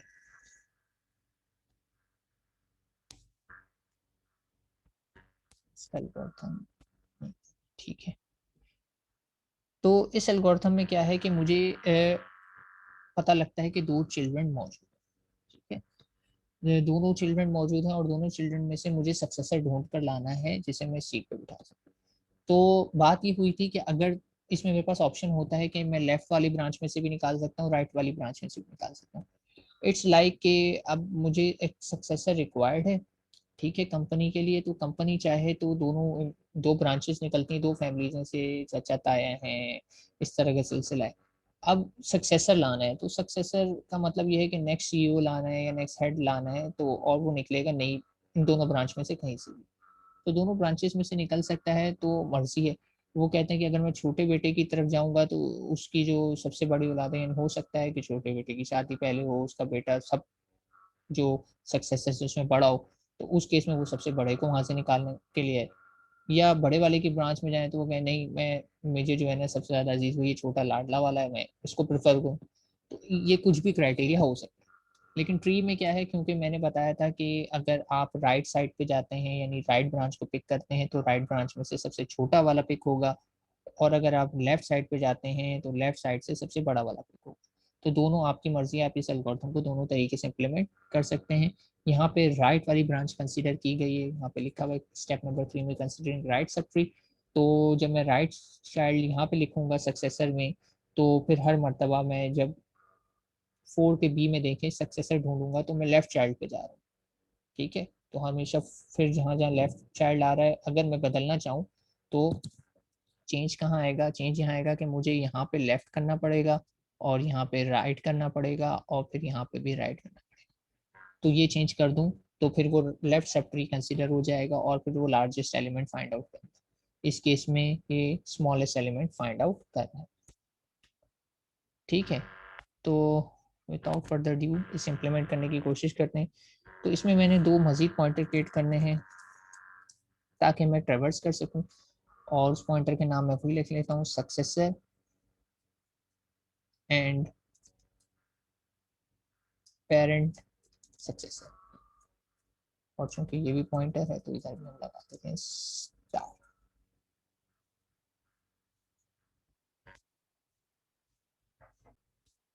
ठीक है, तो 2 हमने टेम्पररी पॉइंटर बना लिए, सक्सेसर एंड पेरेंट सक्सेसर। और पेरेंट सक्सेसर को मैंने पॉइंट करा दिया लोकेशन। ठीक है, ये बता दिया, जाहिर सी बात है पेरेंट का सक्सेसर लोकेशन ही होता है। ठीक है, तो लोकेशन से पॉइंट आउट करा दिया इनिशियली। और अब इधर मुझे डिसाइड करना है कि मैं सक्सेसर किसे बनाना चाहता हूँ, राइट वाले सब ट्री को या लेफ्ट वाले को। तो मैंने सक्सेसर जो है वो बना दिया लोकेशन के राइट चाइल्ड या राइट सब ट्री को। ठीक है, अब इसके बाद मुझे कंटिन्यूसली ट्रेवर्स करना नहीं, वाइल लूप चाहिए मुझे। वाइल लूप में क्या है कंडीशन, जब तक कि सक्सेसर का लेफ्ट चाइल्ड नल ना हो जाए तब तक ये लूप चलती रहे। ठीक है, यानी ये स्मॉलेस्ट एलिमेंट ना ढूंढे। और उसमें क्या करना है, सिंपली पेरेंट सक्सेसर को अपडेट करना और सक्सेसर को, पेरेंट सक्सेसर को अपडेट करना है सिंपली सक्सेसर से, और सक्सेसर को अपडेट करना है सक्सेसर के ही लेफ्ट चाइल्ड से। ठीक है, ये वही नेक्स्ट नेक्स्ट नेक्स्ट वाला क्राइटेरिया। और इवेंचुअली जब मैं ये सब करके आगे बढ़ जाऊंगा तो मुझे फिर वही चेक करना है कि मुझे नोड मिल गई है, लेकिन वो नोड जो है हो सकता है जिसको मैं सक्सेसर बनाना चाह रहा हूँ उसका कोई चाइल्ड ना हो, या हो सकता है जिस नोड को मैं सक्सेसर बनाना चाह रहा हूँ उसका एक चाइल्ड एग्जिस्ट करता है। तो उसके लिए फिर मुझे ये कंडीशन लगा के केस ए या केस बी कॉल करने पड़ेंगे। अगर तो सक्सेसर का लेफ्ट चाइल्ड भी नल है एंड सक्सेसर का राइट चाइल्ड भी नल है। ठीक है, सक्सेसर के लेफ्ट और राइट चाइल्ड दोनों नल है, तो मैं कॉल कर दूंगा केस ए। लेकिन अब किस पे कॉल करूंगा, मैं पेरेंट और लोकेशन पे नहीं बल्कि पेरेंट सक्सेसर और सक्सेसर पे कॉल करूंगा। ठीक है, पेरेंट सक्सेसर एंड सक्सेसर पे कॉल करूंगा। एल्स मैं समझ जाऊंगा कि ये दूसरे केस की बात हो रही है, तो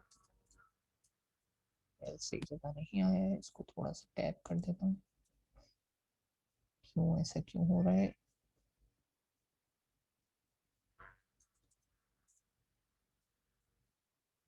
चलो खैर, कहीं मैं कोई ब्रैकेट तो मिस नहीं कर गया हूँ, नहीं नहीं सही।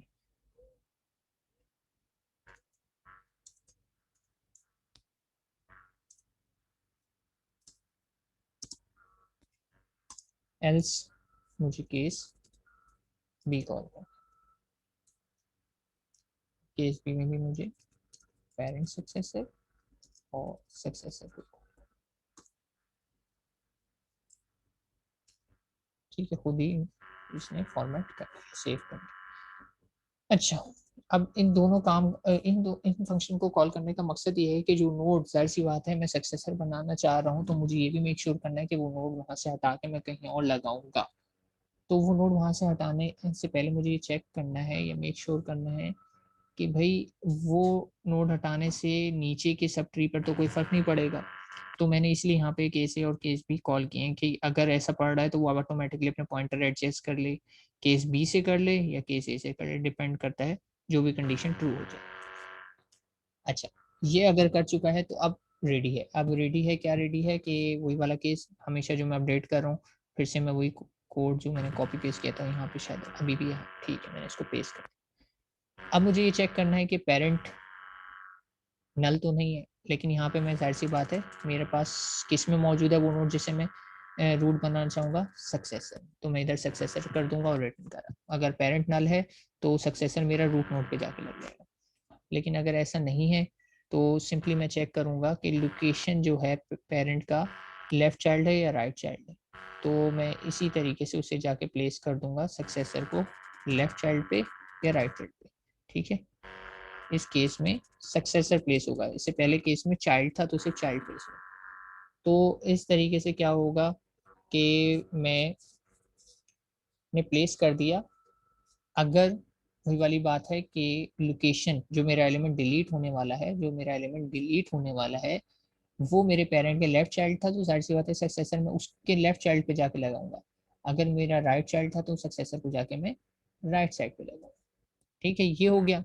लेकिन अब ध्यान रहे यहाँ पे दो मजीद लाइनें थी कि जिसमें मुझे क्या करना था कि लोकेशन के जो थे सक्सेसर के लेफ्ट और राइट को भी तो एडजस्ट करना है।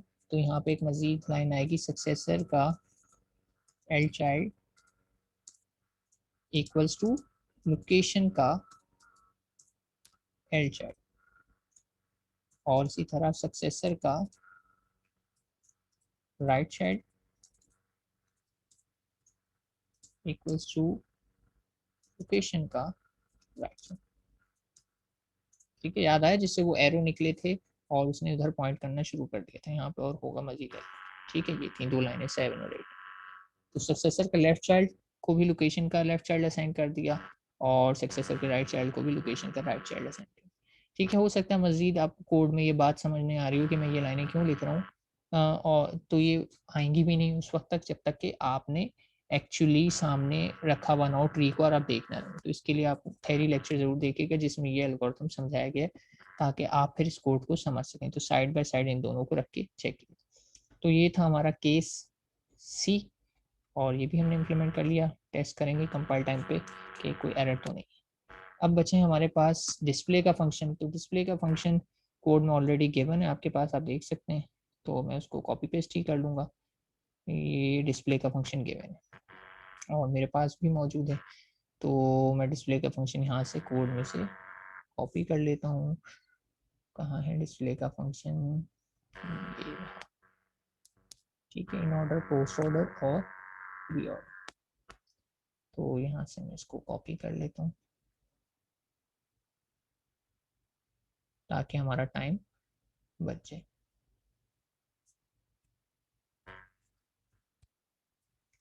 तो डिस्प्ले का फंक्शन मैंने यहाँ पे किया पेस्ट। अच्छा, डिस्प्ले में भी फिर वही वाली बात है कि चॉइस है। मैं थोड़ा सा एडिट कर लेता हूँ, एक नज़र देख लेता हूँ। Root equals to null, tree is empty, गेट सी एच में हटा रहा हूँ, मुझे गेट सी एच नहीं चाहिए। End of pre order, understood सी बात है, प्री ऑर्डर है, कमेंट्स की जरूरत नहीं है। Function of in order, understood सी बात है, इन ऑर्डर है, नेम में लिखा हुआ है तो मुझे ये भी करने की ज़रूरत नहीं है। इसमें से भी गेट सी एच हटा रहा हूँ, ज़रूरत नहीं है। और ये भी ठीक है।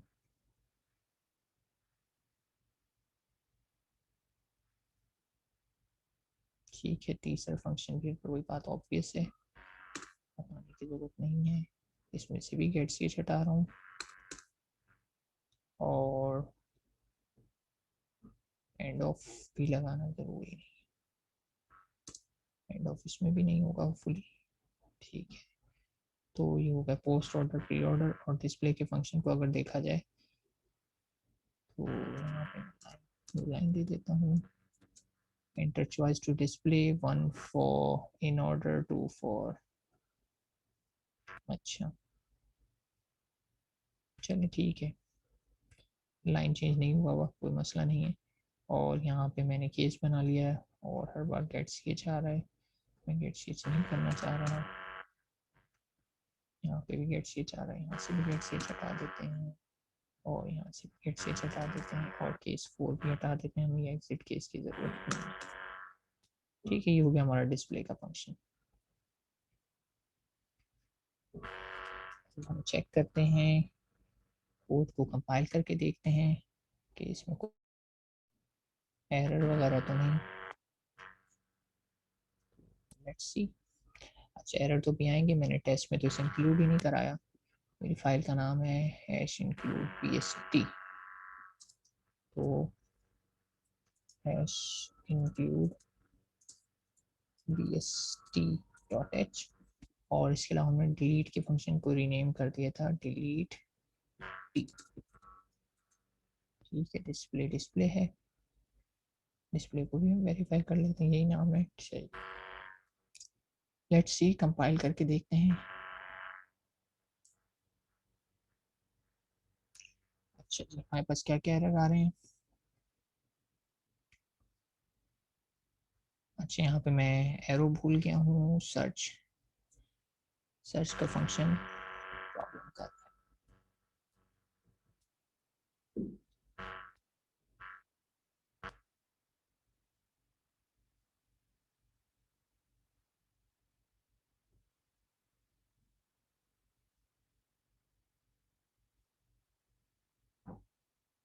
चलिए पहले नीचे से देखते हैं।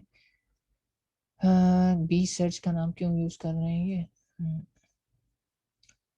अच्छा, तो सबसे पहले तो मैं यहाँ पे भूल गया हूँ कि इसमें राइट चाइल्ड वाली लाइन, ये है line 164। 164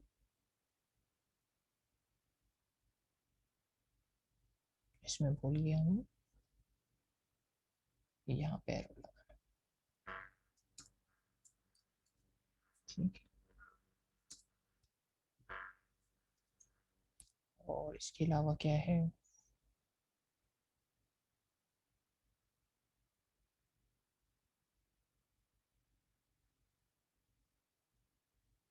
search was out of scope. अच्छा, सर्च आउट ऑफ स्कोप क्यों है। काम करता हूँ, सर्च की फंक्शन को ऊपर ले आता हूँ मैं।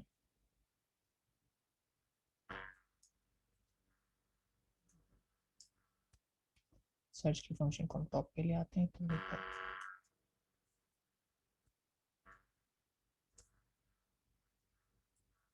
सर्च को आउट ऑफ स्कोप बता रहा है। ऐसी बात है, मैंने नीचे लिखा हुआ है और कॉल में ऊपर कर रहा हूँ, तो आउट ऑफ स्कोप हो सकता है। तो सर्च को मैं इंसर्शन डिलीशन और चलें सबसे ऊपर ही ले जाता हूँ डिस्प्ले से।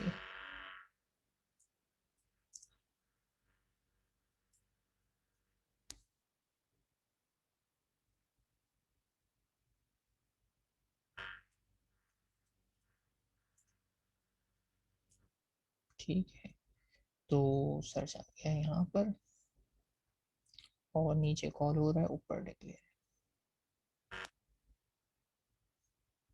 और यहाँ पे भी ए और बी सी, जाहिर सी बात है कि सी में ए और बी यूज हो रहे हैं, तो इधर मैं सी को नीचे ले आता हूँ।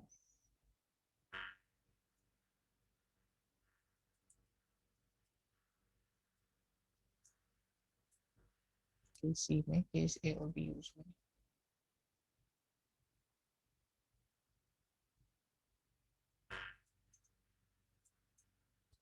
ठीक है, तो केस सी नीचे है और केस और बी उससे पहले डिक्लेयर।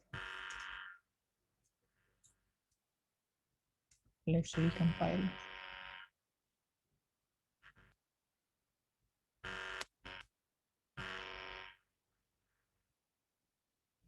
हर चाइल्ड की स्पेलिंग मिस्टेक और इधर एक और स्पेलिंग मिस्टेक 52 लाइन में और 217 52 लाइन में। अच्छा, कैप्स और स्मॉल का वो आ रहा है, ये इशू आ रहा है। यहाँ पर जो इन ऑर्डर प्री ऑर्डर है, इसमें स्मॉल में एल चाइल्ड आर चाइल्ड लिखे में इसको सही करना पड़ेगा। एल सी और राइट चाइल्ड। ठीक है, ये तीनों में ही फर्क आएगा क्योंकि इधर नेमिंग में फ़र्क है। प्री ऑर्डर में भी ये इशू आएगा, लेफ्ट साइड और ठीक है, प्री ऑर्डर में भी सही कर लिया है, इन ऑर्डर में भी कर लेते हैं।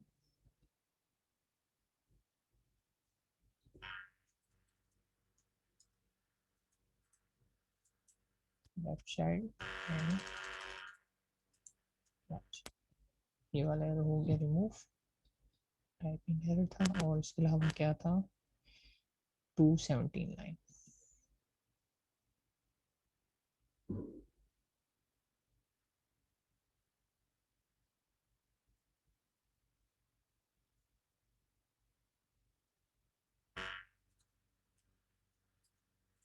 ठीक है, वैसे लेट्स सी और क्या एरर है हमारे पास, यही एरर थे, रिकम्पाइल करते हैं। तो गलत फाइल पे कंपाइल किया, इस पे कंपाइल नहीं करना मुझे, इसको डिलीट कर देता हूँ, मुझे टेस्ट वाली फाइल पे कंपाइल करना है। टेस्ट फाइल को सेलेक्ट किया,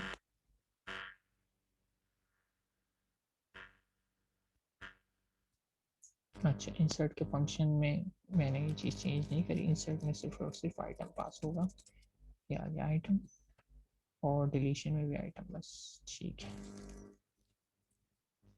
लेट्स रिकम्पाइल अगेन, सक्सेस, ठीक है, हमारा मेन्यू तो आ गया। अब हम देखते हैं, कुछ इंसर्ट करते हैं एलिमेंट्स को और देखते हैं क्या होता है। अगर मैं जाता हूँ इंसर्ट, अच्छा सामने कोई एग्जांपल ले आते हैं ताकि हमारे लिए इस कोड को टेस्ट करना आसान रहे। हमारे पास कोई ट्री बनाओ ना, हम उससे वेरीफाई कर लेंगे, वही डेटा एंटर करते हैं और एक एक करके चेक कर लेंगे। क्योंकि इंसर्शन कर रहा हूँ तो इंसर्शन वाले पे ही चल लेते हैं।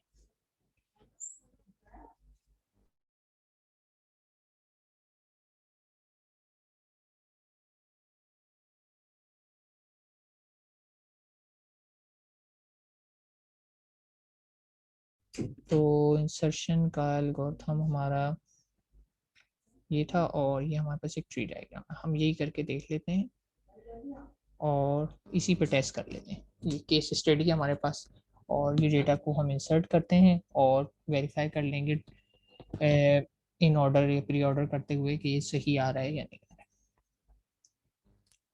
तो ठीक, इसको मैं थोड़ा सा ऊपर कर लेता हूँ। Enter the element to insert, कोई सी भी ऑर्डर में इंसर्ट कर सकता हूँ, कोई फर्क नहीं पड़ता, लेकिन इवेंचुअली जब मैं प्रिंट कर रहा हूँ तो मेरे पास ऐसा आना चाहिए। तो चलिए मैं पहले 50 इंसर्ट कर लेता हूँ, फिर दोबारा इंसर्ट कराता हूँ,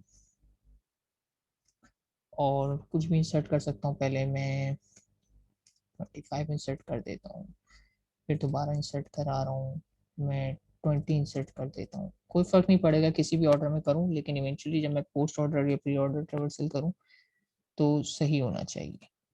फिर इंसर्ट करता हूँ, 40 इंसर्ट कर देता हूँ। अच्छा ठीक है, 40 के बाद मैं जान के 30 45 छोड़ के दूसरी तरफ जा रहा हूँ, तो ताकि आपको ऐसा न लगे कि कोई पैटर्न में खास मैं एंटर कर रहा हूँ।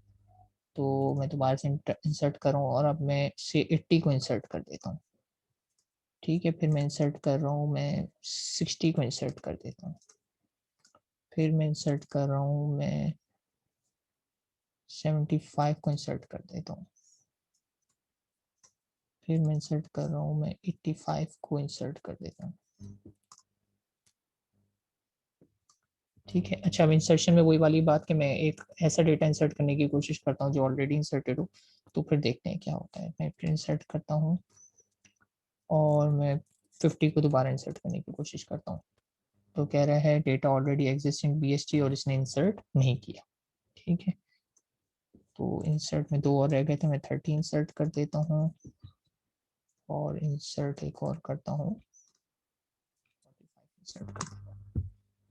ठीक है, ये हो गए मेरे पास इंसर्शन। अच्छा सर्चिंग मैंने स्पेशली मेन्यू में नहीं दिया क्योंकि सर्चिंग की मुझे ज़रूरत नहीं, लेकिन आप चाहे देकर सर्चिंग भी टेस्ट कर सकते हैं। तो अब मुझे करना है डिस्प्ले, ठीक है, डिस्प्ले करना है। अब अगर डिस्प्ले करने जा रहा हूँ तो पहले मैं डिसाइड कर लूँ कि मैं कौन से तरीके से डिस्प्ले कर रहा हूँ, क्या मैं इन ऑर्डर में करना चाह रहा हूँ, प्री ऑर्डर में या पोस्ट ऑर्डर से। अगर मैं करना चाह रहा हूँ प्री ऑर्डर में, सॉरी लेफ्ट राइट नोड वाला पोस्ट ऑर्डर, लेफ्ट राइट और नोड, लेफ्ट राइट नोड में अगर मैं इसको प्रिंट कराना चाह रहा हूँ तो सीक्वेंस क्या होगी, ये मैं नोड पर आया हूँ, नोड ने कहा लेफ्ट, लेफ्ट पर आया हूँ तो फिर लेफ्ट, तो पहले आएगा 120, ठीक है, लेफ्ट राइट नोड है ना, फिर आऊंगा मैं 40 पे तो फिर 40 पे एक आएगा, इधर जाओ, ये आएगा 2, फिर आएगा 3, लेफ्ट राइट नोड ये 4, और फिर ये होगा लेफ्ट राइट नोड 5, फिर मैं लेफ्ट पे चले जाऊंगा 6, 7, 8, 9 और 10। यानी अगर मैं पोस्ट ऑर्डर में प्रिंट करूं तो मेरे पास इस सीक्वेंस में नंबर प्रिंट होने चाहिए। तो इस बात को हम वेरीफाई कर लेते हैं कि हमारा कोड सही काम कर रहा है या नहीं, या मैंने इसमें कोई गलती तो नहीं की, ये भी पता लग जाए। तो मैंने 3 करा display, choice 1 for in order, 2 for pre order, 3 for post order, मैंने 3 प्रेस किया, एंटर। तो देखें डेटा, पहला डेटा 20, दूसरा डेटा 30, तीसरा डेटा 45, चौथा डेटा 40, पांचवा डेटा 25, छठा डेटा, छठे डेटा पे क्या हुआ, गलत है, छठा डेटा कुछ गलत आ रहा है हमारा। खैर छठा डेटा 60 आना चाहिए। अच्छा अभी मैं देख लेता हूँ कहीं कोड में कोई मसला ना हो, क्योंकि यहाँ तक लेफ्ट साइड तो इसने सही प्रिंट की है, राइट पे आते हुए कुछ इशू हो गया।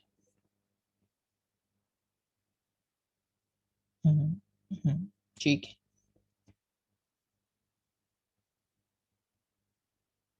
रॉन्ग चॉइस क्यों प्रिंट हुआ, मैंने तो कुछ ऐसा किया नहीं, रॉन्ग चॉइस भी प्रिंट हो रहा है।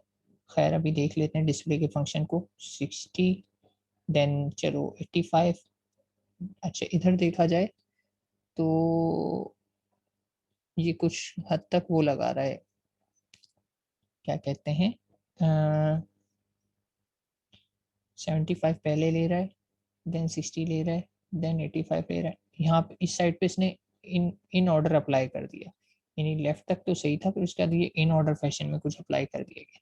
चलो उसको खैर देख लेते हैं कि सर्च का क्या इशू है, लेकिन अब हम अपना डिलीशन का एल्गोरिथम टेस्ट कर लेते हैं साथ साथ। अच्छा डिलीशन में अगर मैं से 2 प्रेस करता हूँ, ठीक है, अब डिलीशन में मैं पूछेगा कौन सा डेटा डिलीट करना है, मैं अगर कह दूं उसको डेटा डिलीट करो से 90, 90 तो आपको पता है मेरे को है ही नहीं कोड में, तो मुझे बोल रहा है data not found in PhD, खत्म हो गई बात, ठीक है।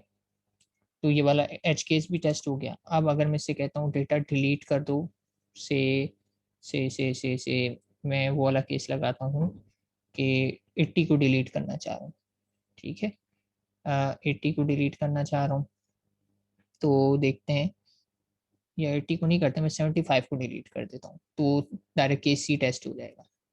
तो अगर मैं डिलीट करता हूँ 75, तो दोबारा से डिलीट प्रेस किया, डेटा डिलीट करना है 75।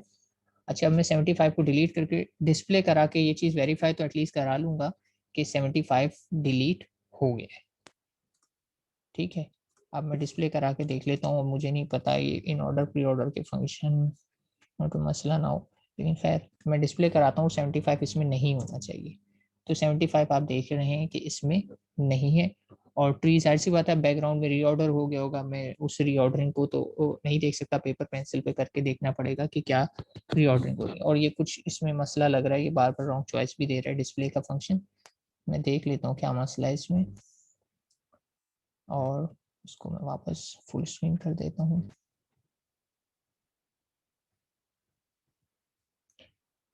तो ये हमारे पास क्या मसला आ रहा है इसमें डिस्प्ले के फंक्शन में, रॉन्ग चॉइस बार बार कह रहा है।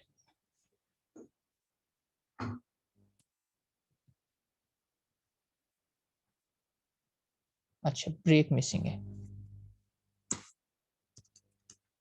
ब्रेक स्टेटमेंट यहाँ से मिसिंग था, इस वजह से ये बार बार रॉन्ग चॉइस भी जा रहा था, क्योंकि केस में ब्रेक नहीं आता तो वो अगला केस भी प्रिंट कर देते। और बाकी फंक्शनैलिटी अगर मैं देखूँ तो मुझे समझ में आ गया वैसे क्या रीजन है, क्योंकि उसने वो एक्सपेक्टेड रिजल्ट नहीं दिया, क्योंकि बीच में अब नोट जो इंसर्ट होती है ना, वो ऑर्डर भी तो मैटर करता है कि वो नोट जाके कहाँ प्लेस होगी। ठीक है, तो नोट जब इंसर्ट कर रहे होते हैं तो वो ऑर्डर भी मैटर करता है कि नोट कहाँ जाके प्लेस होगी। अब इस वाले में अगर आप देखें तो याद होगा आपको, मैंने सीक्वेंसिंग चेंज कर दी थी, रैंडम ऑर्डर में ऐड किए।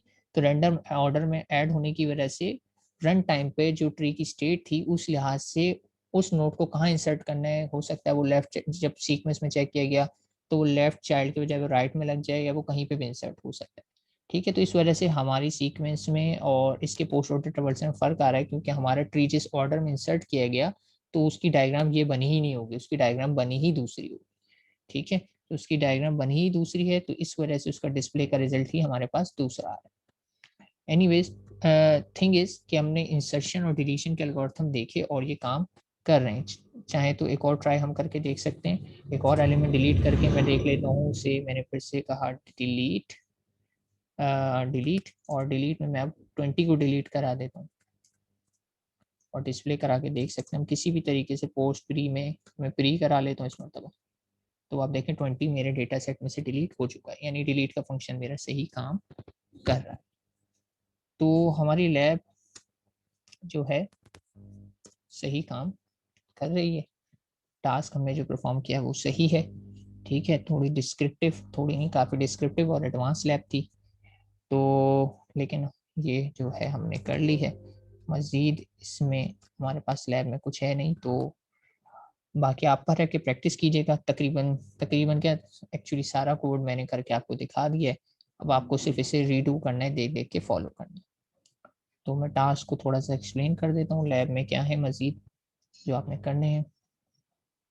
यही टास्क होंगे जो हमने कर लिए ऑलरेडी।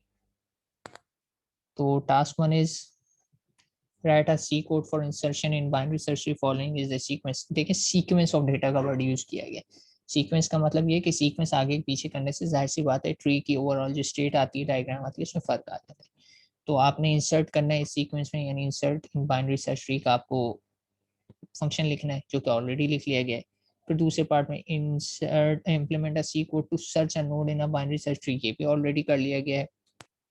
और node to be search are this and this. ठीक है, होम टास्क में देखा जाए तो write a code to delete leaf node, node with one child and node with two child, यानी डिलीशन का पूरा फंक्शन इंप्लीमेंट करना है, लेकिन कह रहे हैं फर्स्ट इंसर्ट फॉलोइंग डेटा इन बाइनरी सर्च ट्री इस सीक्वेंस में, और फिर उसके बाद डिलीट करें इस सीक्वेंस में।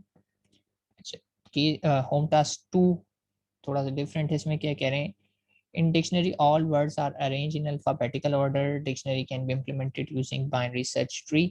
Following words are inserted in a binary search tree along with their meaning: node, binary search, structure, pointer, and order. There are two variable in structure, words and meaning. ठीक है, that are inserted in BS tree. Hierarchy of BS tree is developed by using the words which is inserted in a tree. Write a C code to insert given words in a dictionary using BS tree algorithm, then delete word pointer from the dictionary. ऐसे कुछ नहीं है, घुमा फिरा के बात की गई है, लेकिन सिंपल सी बात यह है कि आपने इसमें बाइनरी सर्च ट्री के कोड को मॉडिफाई करना है। अभी जिस तरह हम सिर्फ इंफॉर्मेशन स्टोर कर रहे थे, तो आपको इंफॉर्मेशन में दो चीज़ें करनी है, वर्ड एंड मीनिंग, और दोनों जाहिर सी बात है उन दोनों की डेटा टाइप क्या होगी, स्ट्रिंग होगी, यानी करेक्टर एरे। इंफॉर्मेशन सिंपल एक इंटीजर था, लेकिन अब आप जो इसमें वेरिएबल यूज करेंगे वो क्या होंगे, स्ट्रिंग्स होंगे, वर्ड एंड मीनिंग के। ठीक है, और इसमें कह रहे हैं कि प्लेसमेंट जो है वर्ड की बेस पे, यानी जब आप कंपैरिजन कराएंगे ना, data is less than greater than, तो आप बेसिकली कंपैरिजन कराएंगे दो स्ट्रिंग्स के दरमियान कि ये वाला स्ट्रिंग बड़ा है या छोटा है, और कंपैरिजन का आपको पता है स्ट्रिंग लाइब्रेरी में फंक्शन मौजूद है। तो आप उस कंपैरिजन फंक्शन को यूज करते हुए दो वर्ड्स को कंपेयर करा सकते हैं, और उसका रिजल्ट ग्रेटर देन हो तो क्या आता है, लेस देन हो तो क्या आता है, आपको याद होगा कि -1 +1 या 0 या नेगेटिव नंबर और पॉजिटिव नंबर आते हैं इन केस नंबर ग्रेटर है या लेस है, इक्वल्स टू के केस में 0 आते हैं। तो आप वो वाला ऑपरेटर यूज करके इस कोड को मॉडिफाई कर सकते हैं, और अरेंज आपको वर्ड्स के रिस्पेक्ट से करना है। ठीक है, मीनिंग को नहीं चेक करना है, यानी हर जगह कंडीशन में आप वर्ड के रिस्पेक्ट से चलेंगे, चेक करेंगे कि वर्ड छोटा है तो लेफ्ट साइड पे, वर्ड बड़ा है तो राइट साइड पे, मीनिंग के रिस्पेक्ट से नहीं करेंगे। ठीक है, तो ये था आपका सिर्फ एक ही इसमें टास्क है मेन, लास्ट वाला, बाकी सब तो हमने कर ही लिया है, आपको सिर्फ रेप्लिकेट करना है। ठीक है, तो this is from today's lab and from overall ADS lab. तो अगर आप लोगों को कोई क्यूरी हो तो आप लोग पूछ सकते हैं, वरना फिर मैं लैब कंक्लूड करता हूँ।